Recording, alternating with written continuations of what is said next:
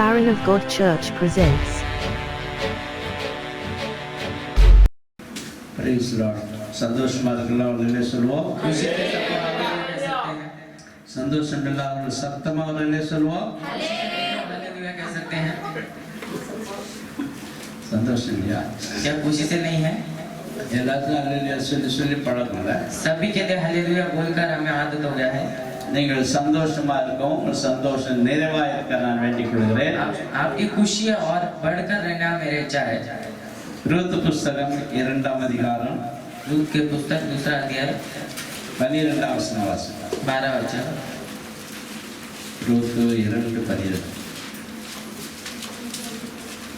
உன் செய்யத்தக்க பலனை கர்த்தர் உனக்கு கட்டளையிடுவாராக. இஸ்ரவேலின் தேவனாகிய கர்த்தருடைய திசைகளின் கீழ் அடைக்கலமாய் வந்த உனக்கு அவராலே நிறைவான பலன் கிடைப்பதாக என்றார்.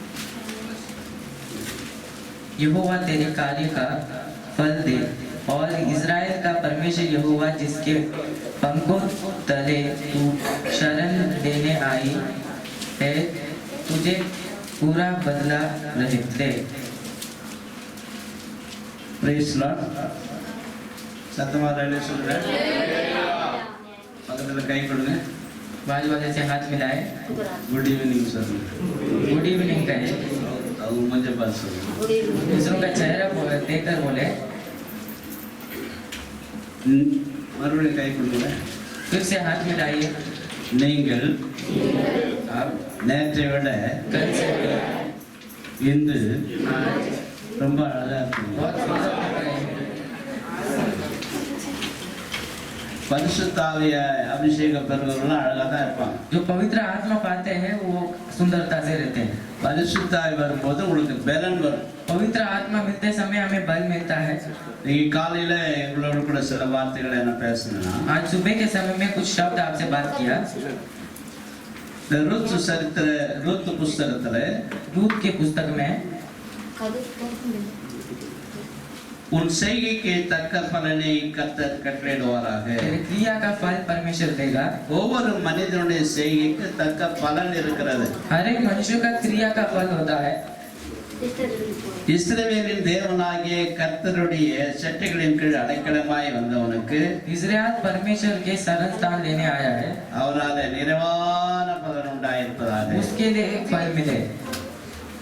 என்ன செய்கை நடந்தது? उधर क्या क्रिया हुआ है? தேவனுடைய செட்டைகளின் கீழ் வர வேண்டிய அவசியம் என்ன? परमेश्वर के पंखों के नीचे आने का क्या कारण है? நிறைவான பலன் எப்படி கிடைக்கிறது? उसके लिए फल कैसे मिलता है? கர்த்தருடைய நாமத்தை மன்றாட்டும். परमेश्वर के नाम के लिए मैं இந்த ரூத் சரித்திரம் ரொம்ப நல்ல அருமையான புஸ்தகம். रूत के पुस्तक बहुत अच्छा है। எல்லாம் என்ன பாருங்க, सभी लोग मुझे देखकर देखिए எத்தனை அதிகாரம் இருக்காங்க. कितना अध्याय है। என்ன பாருன்னு சொன்னா மறுபடியும் அங்கே பாருங்க. मुझे देखकर बोलते हैं बोला और देखिए 4 தான். 4 है, 5 இருக்கு, 4 இருக்குங்க. 5 है, आप 4 बोल रहे हैं। எதை பார்த்து சொல்லுங்க. 5 இருக்கா? அப்படியே பார்க்குறீங்க, மறைக்கிறீங்களா, சிரிக்கிறீங்களா, ஒன்றும் தெரியல. ऐसे ही घूर कर देख रहे हैं, क्या आप हंस रहे हैं कि ऐसे क्रोध में देख रहे हैं? ரூத் என்றதான பெண் ஒரு இஸ்ரவேல் நாட்டை சேர்ந்தவள், யூதல் அல்ல, யூத ஸ்திரீ கிடையாது. वो यहूदी स्त्री नहीं है, அவள் மோவாபிய தேசத்தை சேர்ந்தவள். मोआब के देश में रहती है। மோவாப் என்பது ஒரு ஒழுங்கினமான ஒன்று. मोआब ऐसा अयोग्य है, மோவாப் ஒழுங்கினமான பிறப்பு. वह अयोग्य जन्म है। 10ஆம் தலைமுறை வரை அவள் சபைக்கு வரக்கூடாது. 10वां पीढ़ी तक वो नहीं आ सकती है। ஆபிரகாமுடைய அண்ணன் மகன் லோத்து அவரோடு கூட வந்தா. अब्राहम का भाई लूत आया था। அவர்கள் போய் சோதோமிலே பாளையம் இறங்கினார்கள். वो सूदोम में गए। சோதோம் அழிக்கப்பட்ட பிறகு वो नाश होने के बाद அவள் புறப்பட்டு வந்தார்கள். वो तैयार होकर फिर लौटे। லோத்தின் மனைவி உப்பு துணாய் மாறிவிட்டாள். लूत की पत्नी वो पत्थर बन गई। பின்பு 2 பெண்களும் தன் தகப்பனோடு கூட போனார்கள். फिर दोनों स्त्रियों उसके पिता के साथ गए। லோத்து சொன்னார், இந்த சமபூமி எங்கே நிக்காம போயிரு என்று சொல்லி ஆண்டவர் சொல்லியிருந்தார். कहाँ भी रुकना नहीं, लूत के पास ऐसे परमेश्वर ने कहा है। அப்ப லோத்து பெர்மிஷன் கட்டினாரு. फिर लूत ने कहा இந்த மலையில நாங்க போய் இருக்கிறோம். इस पहाड़ में जाकर रहना है, சரி என்று ஆண்டவர் விட்டு விட்டார். और छोड़ो ऐसा परमेश्वर छोड़ दिया அந்த மலைக்கு போனார்கள். और उस पहाड़ में गए। இவர்களுக்கு சந்ததிக்கு வேற வழி கிடையாது. इनकी संतान के लिए कुछ मार्ग नहीं है। அவங்க சோதம் குமாரா பட்டணத்துல இருந்தாத போது सूदोम के देश में रहने के समय में லோத்தின் மனைவி அவருடைய 2 பெண்களுக்கு மாப்பிள்ளை பார்த்திருந்தார். लूत के पत्नी के लिए 2 पति देखे ஆனா திருமணம் நடக்கல. और उधर शादी नहीं हुआ। லோத் யார்? लूत कौन है? லோத் வந்துட்டு இந்த ஆபிரகாமுடைய அண்ணன் மகன். अब्राहम के भाई बेटा। அவன் ஏன் சோதம் குமாரா போனான் என்றால் क्यों वो सूदम में गया था? ஆபிரகாமை தேவன் அழைத்தார். अब्राहम को परमेश्वर ने बुलाया। லோத்துடைய தகப்பனார் ஏற்கனவே மரித்து போனார். लूत का पिता ने मर गया। அந்த லோத் ஆபிரகாமை பின்தொடர்ந்து போனார். वो लूत अब्राहम के पीछे पड़ने लगा। ஆபிரகாமுக்கும் லோத்தும் அதிகமாக சொத்து பிரித்தது. अब्राहम और लूत का धन बढ़ गया है। லோத்து மேய்ப்பர்களுக்கும் ஆபிரகாம் மேய்ப்பர்களுக்கும் சண்டை வந்து போச்சு. लूत और अब्राहम के चरवाओं के बीच में झगड़ा हुआ है। ஆபிரகாம் சொன்னார், और अब्राहम ने कहा, நீ வடக்க போனா நான் தெற்க போறேன். अगर तू उत्तर जाए तो मैं पूर्व जाऊंगा। அப்பொழுது லோத்து சோதம் குமாரை பார்த்த பொழுது फिर लूत ने सुदोम को देखा था। அது ஏதேனை போல இருந்ததாம். वो एदेन के जैसा लगा। ஒரு செழிப்பான தேசமா இருந்தது. एक हरा भरा देश था। லோத் அவரே தெரிந்து கொண்டார். அதை उसे चुन लिया था। அங்க போய் குடியிருந்தார். उधर जाकर निवास करने लगा। அங்கே குடியிருந்த பொழுது उधर निवास करते समय சோதம் குமாரனுடைய அக்கிரமம் வானத்தை எட்டினது. सूदोम का अधर्म आकाश तक बढ़ गया। சோதமுடைய அக்கிரமம் கொடிதான பாவமா இருந்தது. सूदोम का अधर्म पाप था। தேவதூதன் வந்தாரு. परमेश्वर का दूत आने लगा। அவர்களை விடுவிக்கும்படியாக வந்த பொழுது रक्षा करने के लिए आते समय அந்த சோதம் குமாராவில் இருந்தான ஆண்கள் எல்லாம் அது வந்து சூழ்ந்துனான். सूदोम के जो पुरुष है वो सब घेर लिए। 2 புருஷர்கள் அங்கே லோத்து வீட்டுக்கு வந்தாங்க. 2 प्रकार के पुरुष आए थे लूत के घर में। அவருக்கு அடைக்கலம் கொடுக்கும்படியாக லோத்து அவர்களை உள்ள அழைத்து கொண்டார். उन्हें रक्षा करने के लिए अपने घर के अंदर बुला लिया। அந்த சோதம் குமாரா பட்டணத்தார் और उस देश के लोग புதிதா வந்த 2 பேரை வெளியே அனுப்புன்னு சொல்றான். वो 2 लोगों को बाहर भेजने के लिए कहता है। அவர் சொல்றாரு, फिर वो कहा, எனக்கு 2 பெண்கள் இருக்கிறாங்க. हमारे पास 2 बेटी हैं। அவங்கள வேணா வெளியே அனுப்புறேன். उन्हें मैं बाहर भेजता என்னன்னா हूं। பண்ணீங்க, आप कुछ भी कीजिए। என் வீட்டை தேடி வந்ததா விருந்தினர்களை வெளியே அனுப்ப மாட்டேன் என்று சொன்னார். पर मेरे घर को ढूंढ कर आने वाले लोगों को कभी बाहर नहीं भेजूंगा ऐसा कहा। இவங்கிட்ட நமக்கு என்னடா பேச்சு இருக்கு इसके पास क्या बात है? என்று சொல்லி அவர் உள்ளே வந்ததான பொழுது इसे बोलकर वो अंदर प्रवेश करते समय தேவன் அவன் கண்களை குருடாய் மாற்றினார். और उसके आंखों को अंधा कर दिया। அந்த இரவு முழுதும் வாசலை தேடி அலைகிறார். और वो पूरा जगह को देखकर जा रहे हैं। இரவு முழுதும் வாசலே தெரியல. कभी फाटक को नहीं दिख रहा है। அவர் சலித்து போயிட்டாங்க. वो थक गए। சோதமுடைய பாவம் என்ன? सूदोम का पाप क्या है? निर्विसारமான சாங்கோபம். वो अधर्म करने वाला जगह है। निर्विसाரம், अधर्म है சாங்கோபம். और क्रोध है। இன்னைக்கும் பல தேசங்கள்ல இந்த சட்டங்களை போட்டுருலாம். ऐसा कोई नियम इस देश में लिखा है। ஆண்கள் கல்யாணம் ஆன பண்ணி கல்யாணம் பண்ணிக்கலாம். पुरुष के साथ शादी कर सकता है। இது தேவனுக்கு விரோதமான ஒரு குற்றம், ஒரு பாவம். ये परमेश्वर के सामने एक अधर्म है। சோதம் பாவம் ரொம்ப கொடுமையா இருந்தது. सूदोम का पाप बहुत बढ़ गया है। தேவன் சோதோமை அழிக்க சித்தம் கொண்டார். परमेश्वर सूदोम को मारने का इच्छा அந்த करता है। பட்டணத்துல ஒரே ஒரு நீதிமான் தான் இருந்தான். और उस शहर में एक ही धर्मी है। லோத்து மாத்திரமே நீதிமான். सिर्फ लूत था। லோத்து மாத்திரம் தான் நீதிமான். सिर्फ लूत था। ஒரு 5 நீதிமான் இருந்தா கூட கர்த்தர் அழிக்க மாட்டேன்னு சொன்னார். अगर 5 धर्मी रहेगा तो भी परमेश्वर नाश नहीं किया லோத்துடைய होगा। மனைவி அங்கே காலதாமதம் பண்ணி கொண்டிருந்த பொழுது लूत का पत्नी उधर देरी कर रही थी तभी 2 தேவதூதர்கள் 2 परमेश्वर के இவங்க दूत 4 பேர் கையை பிடிச்சின்னு 4 लोगों का हाथ पकड़कर சோதமுக்கு வெளியே கொண்டு வந்து விட்டு விட்டார். सूदोम के बाहर लेकर आ गए। சோதம் பற்றி எரிகிறது. अभी सूदोम पूरा जल रहा है। தீக்கிரையா எரிந்து கொண்டிருக்கிறது. पूरा आग से जल रहा है। அப்போது சோதம் மனைவி तब சோதமிலே அந்த சோதம் அழியும் பொழுது सूदोम नाश होते समय அவ தன்னுடைய பெண்களுக்கு அங்கே மாப்பிள்ளை பார்த்தோமே என்ன ஆச்சுன்னு திரும்பி பார்க்கலாம். स्त्रियों को वो पति देखता है तभी वो उधर घूम कर देखता है। அவள் உப்பு தூணா மாறி போட்டார். और वो पूरा पत्थर बन गई। இவர் 2 பெண்களும் தன் தகப்பனுமாக அவர்கள் வெளியே போய் கொண்டிருக்கிறார்கள். और ये दोनों बेटियां और पिता बाहर जा रहे हैं। ஒரு மலைக்குள்ள குடியிருக்கிறார். एक पहाड़ी देश में गए। லோத்து மனைவி உப்பு தூணாய் மாறி போனார். दूध के पत्नी वो पत्थर बन गई। இப்பொழுது அந்த உப்பு தூண் இருக்கிறதாக சொல்கிறார். अभी भी वो है ऐसा वो कहते हैं। வேதாகமத்தில் சொல்லப்பட்ட எல்லாமே உண்மை சம்பவம் இப்பொழுது இருக்கிறதாக இருக்கிறது. जो वचन में लिखा है वो सब सच्चाई है, अभी तक भी है। பேழை அர்ராத் மலையில நின்றதானா இப்ப இருக்கிறதா கண்டுபிடிச்சிருக்காங்க. जो जहाज था अररात के वो पहाड़ में तभी अभी भी उसे देखे। நடந்த சம்பவம் என்னவென்றால் और अभी किया कार्य क्या है, அந்த மலைக்கு போனதான பொழுது पहाड़ में जाते समय நமக்கு வாரிசிலேயே நம்ம அடுத்த பிள்ளைகளா பிறக்காம போயிருமே என்று சொல்லி 2 பெண்களும் அச்சப்பட்டு अभी संतान नहीं होगा ऐसा सोचकर தன் தகப்பனுக்கு மது கொடுத்து और अपने पिता को मधु पिलाकर தன் தகப்பன் மூலமாய் 2 பெண்களுக்கும் பிள்ளைகள் பிறக்கிறாங்க. और पिता के निमित्त दोनों बेटियों को बच्चा जन्म होता है। ஒரு கோத்திரத்துக்கு மோவாப் ஜாதி என்றும் இன்னொருத்துக்கு அம்மோன் புத்திரர் என்று பெயர். एक गोत्र के लिए मोआब और एक गोत्र के लिए अम्मोन ऐसा नाम है। இவள் ஒழுங்கினமான பிறப்பு. ये सब अयोग्य जन्म है। தேவன் அவளுக்கு ஒரு சாபத்தை போட்டார். इनके लिए परमेश्वर शाप देता है। 10ஆம் தலைமுறை வரை சபைக்கு வரக்கூடாது. 10 पीढ़ी तक वो कलीसिया के अंदर नहीं आ सकते। अनेक நேரங்களிலே அநேகர் சபைக்கு வருகிறதில்லை. अनेक समय में अनेक कलीसिया में नहीं आते। கேட்டா சொல்லுவாங்க வேலை இருக்கு, और पूछते समय कहते हैं कि काम है, இல்ல பாஸ் எனக்கு பிடிக்கல, पासवान मुझे प्रेम नहीं करता है, பாஸ் எனக்கு பிரசங்கம் பண்ணிட்டு இருக்காரு, पासवान मेरे लिए प्रचार करता है। நிறைய காரியங்களை ஜனங்கள் சொல்லி சபை விட்டு போவாங்க வருவாங்க இப்படி இருப்பாங்க. ऐसा कई कार्यों को बोलकर प्रजा जाते हैं आते हैं। ஆனால் வேதம் என்ன சொல்லுகிறது? और वचन क्या लिखा है? பரிசுத்த நகரத்துக்கு போக்கும் வருத்தமாய் இருக்கிற துன்மார்க்கரை கண்டேன். जो पवित्र नगर में जाते हैं अधर्म करने वाले को देखा। பிரசங்கி சொல்லுகிறா,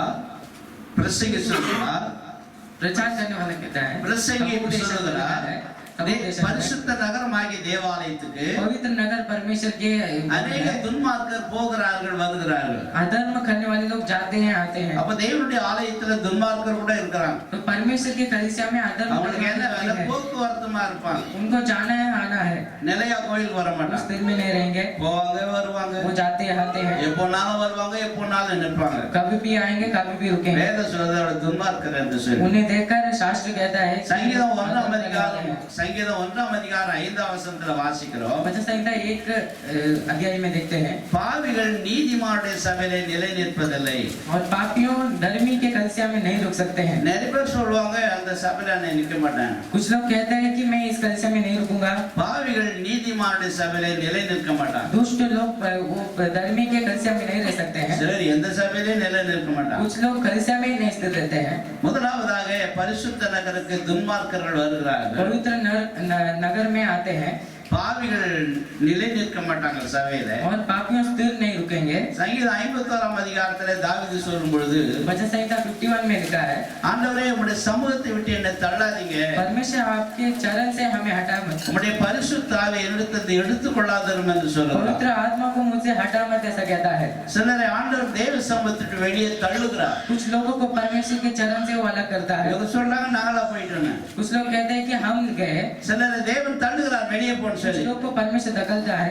பரிசுத்த நகரத்துக்கு போக்குவரத்துமாய் இருக்கிறவர்கள் जो पवित्र नगर में आते जाते हैं, பாவிகளாய் நிலை நில்லாத ஜனங்கள், जो पापियों है वो स्थिर नहीं रहते हैं, தேவனால் சமூகத்தை விட்டு தள்ளப்படுகிற ஜனங்கள் जो இருக்கிறார். परमेश्वर से धकला जाते हैं। தேவ ஜனங்களாய் இருக்கிற நாம் परमेश्वर के लोग हम தேவனுடைய ஆலயத்துக்கு ஒரு பரிசுத்த நகரம் என்று சொல்லி பெயர். परमेश्वर के भवन के लिए पवित्र नगर ऐसा नाम அநேக है। சாது போக்கு சொல்லி நம்ம நின்று போறோம். कुछ झूठ बोलकर हम लोग जाते हैं। உங்களுக்கே தெரியாதபடி சத்துரு உங்களை பாவிகளாக துன்மார்க்கர்களாக மாற்றி விடுகிறான். पर हम नहीं जानते, दुष्ट लोग जैसा अपराधी जैसा हमें बना देता இவனுக்கு है। போடப்பட்ட சாபம் என்ன?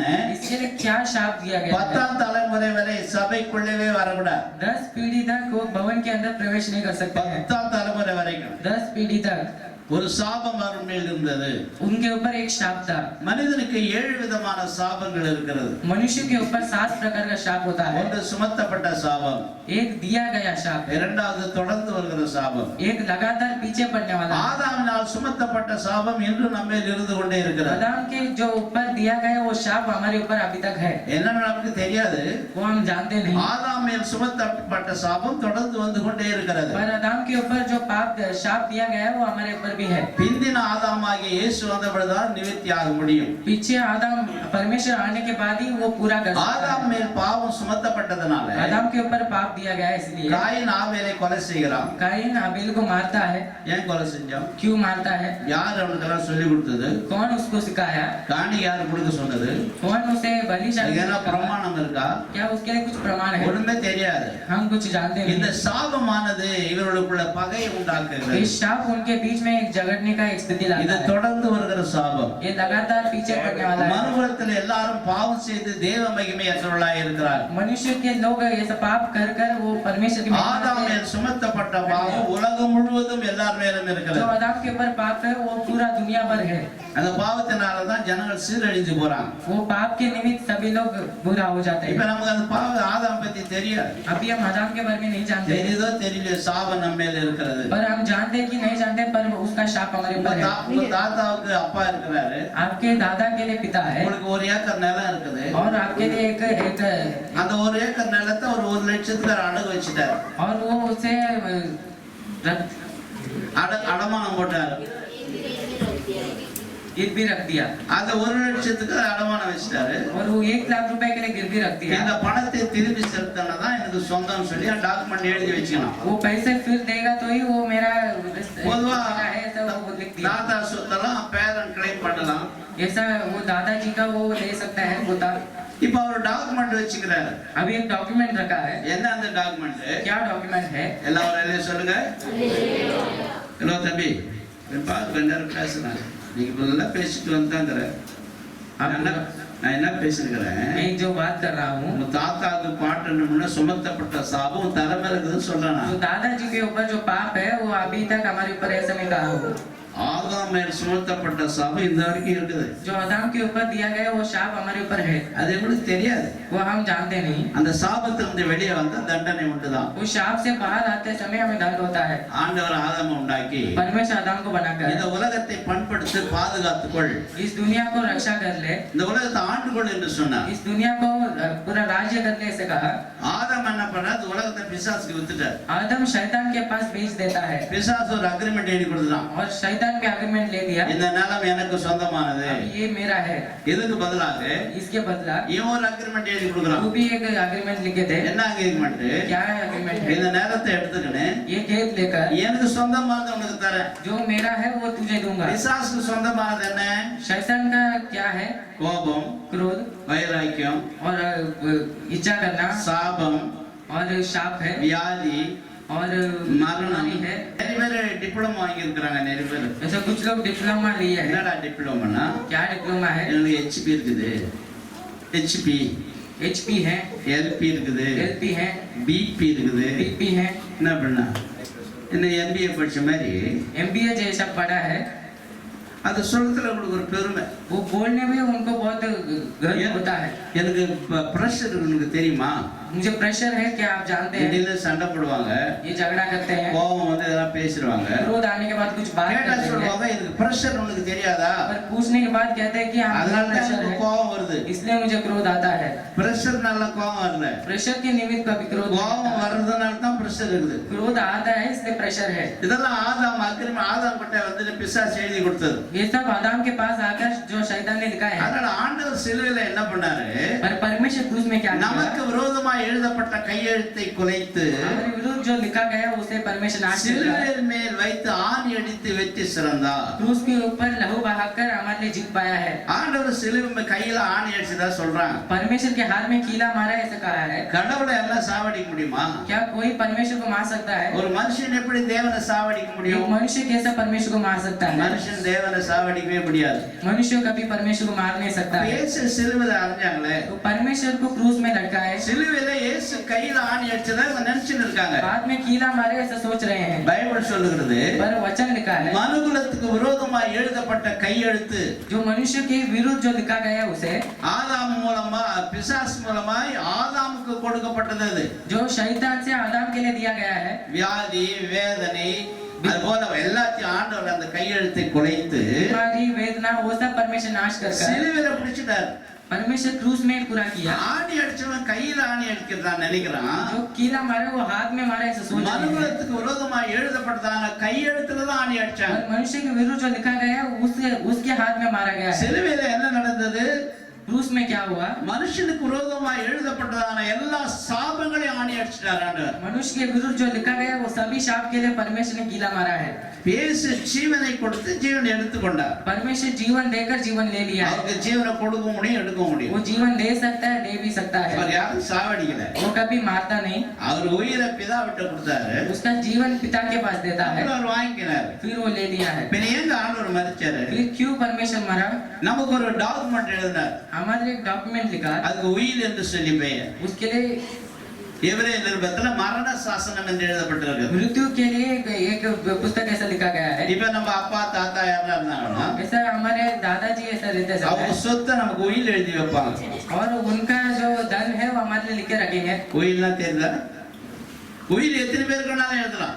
वो किसके लिए भी लिख सकता है, கடைசியா எழுதப்பட்ட உயில் தான் செல்லும். पर अंत में लिखा गया है वो, கடைசியா யாருக்கு எழுதுனாங்களோ अंत में किसका लिखा है அதான் செல்லும். वही चलेगा। அந்த அந்த அந்த அந்த உயில் செல்லணும்னா वो पूरा करने के लिए உயிரை எழுதினாலும் சாகணும். जो लिखता है वो मरना चाहिए। உயிரோடு இருக்கிற வரைக்கும் உயிர் செல்லாது. जो जीवित है उसके लिए पूरा नहीं होगा। நான் சொல்றது புரியுதா உங்களுக்கு? உங்க அப்பா தாத்தா என்ன சொத்து வச்சுக்கிறாங்களா?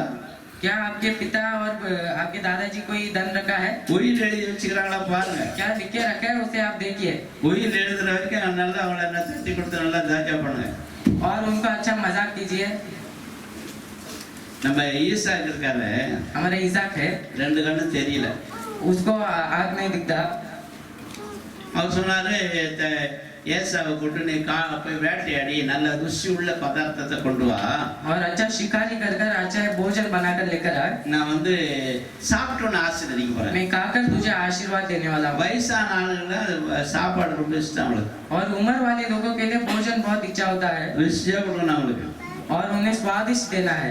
ருசியா கொடுத்தாதான் வயசானவங்களை நீ மிரட்டிலாம் அவங்கள ஒன்றும் ஏமாத்த முடியாது. और वो जो उम्र वाले हैं उन्हें कभी ऐसा धोखा नहीं दे सकते। உன்னை அடிப்பேன் வெட்டுவானா मारूंगा काटूंगा ऐसा बोलते समय கேட்டு நிற்பாங்க.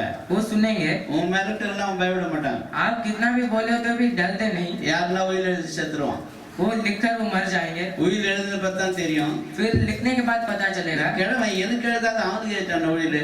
क्यों उनके लिए ये दादाजी ने लिखा। அதனால நீ தெரிஞ்சுங்க, इसलिए வயசான ஆளை மிரட்டாதே. जो बुजुर्ग है उन्हें कभी அதுவும் சொத்து சுகம் இருக்கிற வயசான ஆளை திட்டவே திட்டாதே. इसलिए धन सब रहेगा तो उन्हें कभी डांटना नहीं, அதனால தாஜா பண்ணி வச்சுக்க. उन्हें अच्छा मस्का बनाना है। என்னன்னா சாப்பிட பிடிக்கிறதெல்லாம் கூட இருக்கு. उन्हें कुछ पसंद आएगा तो उसे देना है, ஸ்வீட் ரொம்ப பிடிக்கும் அவருக்கு. और उसे स्वीट बहुत पसंद ஆனா आता है, சுகர் பேஷண்ட் தான். पर वो शुगर पेशेंट है, பரவாயில்ல கூட चलेगा उसे दीजिए। எழுதி வச்சு செத்துருவாரு. वो आपके नाम पे लिखकर फिर मर जाएगा। ஈசாக்கு அதான் நடந்தது. ईसा के लिए ऐसा ही हुआ है। அதனால அவன் போய் வர்றதுக்குள்ள இவன் தாஜா பண்ணி யாக்கோப் வாங்கிட்டான். और ये जाकर आने के पहले पूरा याकूब ने ले लिया है। சரியா புரிஞ்சுங்க. आप ध्यान दीजिए, உங்க தகப்பன் வயசாயிட்டா, आपके पिता का उम्र உங்க होगा, தாத்தா வயசாயிட்டா, दादा की उम्र हो गया, அவங்க சொத்து உள்ளவள இருந்தா और अगर उनके पास धन है, நல்லா உன் மேல உயிர் எழுதுற வரைக்கும் ஜாக்கிரதையா நடந்து. आपके ऊपर नाम लिखने तक आप अच्छे से सावधान से चलना है, யாருக்காச்சும் உயிர் வச்சுட்டு போயிடுவான். नहीं तो और किसी को लिखकर जाएगा। பதில சொல்லுங்க. இயேசு நமக்கு ஒரு உயிர் எழுதிக்கிறார். परमेश्वर हमारे लिए कुछ लिखा है, அதுக்கு மரண சாசனம் என்று பெயர். उसके लिए मृत्यु का पुस्तक है। அந்த மரண சாசனம் உயிர் செல்ல வேண்டுமானால் और उसे चलने के लिए உயிர் எழுதினாலும் சாவணும். जो वो लिखा है वो मरना चाहिए। அவர் உயிரோடு இருக்கிற வரைக்கும் செல்லாது. अगर वो जीवित है तो वो पूरा चलेगा नहीं। புரியுதா நான் சொல்றது? எங்க தாத்தா மோசமான ஆளு சொத்து எழுதுறீங்களா? இதெல்லாம் வச்சிருப்பாரு, இதனால நல்லா வாங்கி கொடு. कुछ आपके लिए रखा रहेगा, फिर आप ले அப்ப लीजिए। இயேசு நமக்கு ஒரு உயிர் எழுதினார். परमेश्वर हमारे लिए लिखा है। முந்தின ஆதாமுனால் எழுதப்பட்டதான சாபங்களை சிலுவையில வைத்து ஆணி அடித்து पहले जो आदम के वो शाप से वो कीला मारकर பிந்தின ஆதாமாகிய இயேசு நமக்கு ஒரு உயிர் எழுதுகிறார். पिछला आदम हमारे लिए एक लिखता है, என் நாமத்திலே நீங்கள் ஏற்றுக்கொண்டவர்கள் அத்தனை பேர்களும் தேவனுடைய பிள்ளை ஆகிவிடலாம். जो मेरे नाम को स्वीकार करते हो वो सब परमेश्वर के बच्चा बन सकता है। மொழி ஸ்நானம் எடுத்தால் உங்கள் ஜீவன் கிறிஸ்துவோடுக்குள்ள தேவனுக்குள்ள மறைந்திருக்கும். अगर डूब कर बपतिस्मा लेते समय आपका आत्मा परमेश्वर के साथ होगा। நீங்கள் திருவிருத்தி எடுக்கும்போது உங்களுக்கு நித்திய ஜீவன் உண்டாயிருக்கும். आप प्रभु भोजन लेते समय आपको निरंतर जीवन मिलेगा। அவர் மேல் விசுவாசத்தை வச்சா உங்களுக்கு சமாதானத்தை தருவாரு. उसे विश्वास करते समय आपको आपको शांति देगा। என்னை விசுவாசிக்கிறவன் மரித்தாலும் பிழைப்பான். जो मुझे विश्वास करता है अगर वो मृत्यु पाएगा तो भी உயிரோடு என்னை விசுவாசிக்கிறவன் சாகவே மாட்டான். पर जो जीवित रहकर मुझे नहीं विश्वास करते वो இது कभी மாதிரி நிறைய உயிர் எழுதி வச்சிருக்கார் ஆண்டவர். और उस हमारे ऊपर कुछ लिखे रखा है। நம்ம வேதம் உயிர் புத்தகம். ये जीवित पुस्तक है। அந்த உயிரை நீ முதல்ல கண்டுபிடிக்கணும். ये आप जानना चाहिए। அந்த உயிர் செல்வதற்காக தான் இயேசு சிலுவையில மரித்தார். वो लेकर चलने के लिए परमेश्वर हमारे लिए वो मर गया। ஜீவனை கொடுத்து ஜீவனை பெற்றுக்கொண்டார். जीवन देकर फिर जीवन ले लिया है। ஆதாம் மேல் சுமத்தப்பட்ட சாபம் जो आदम के ऊपर पाप है அண்ணன் தம்பி அடிச்சு கொலை பண்ணிக்கிறான். और भाई सब मारकर உலகமே பாவத்துக்குள்ளாயிடுச்சு. और दुनिया सब पाप के अंदर हो அந்த गया। சாபம் இந்து வரை மனுக்குலத்தின் மேல் இருக்கிறது. वो शाप अभी भी मनुष्य के ऊपर है। இந்த சாபம் மாற்றப்பட வேண்டுமானால் इस शाप को अलग करना है। பிந்தனம் ஆதாமாகிய இயேசு जो पीछे का आदम है அவரை நம்ப வேண்டும். उससे भरोसा करना அவரை है, விசுவாசிக்க उससे வேண்டும். विश्वास करना है, அவர் வார்த்தையின் பிரகாரம் நடக்க उसके வேண்டும். वचन के हिसाब से चलना அவர் है। சொன்ன வார்த்தைகளை நிறைவேற்றினால் वो बोला वो शब्द को அந்த पूरा करने சாபம் समय மாறிவிடும். वो शाप अलग हो நீங்க जाएगा। ரட்சிக்கப்பட்டு ஞானஸ்நானம் பெற்ற ஆட்களானால் आप उदार पाकर बपतिस्मा पिए உங்கள் पिए மேல் लोग உங்கள் हैं, மேல் சுமத்தப்பட்ட சாபம் மாறி இருக்கிறது. जो आपके ऊपर वो शाप है वो सब अलग हुआ है। அது சுமத்தப்பட்ட சாபம்.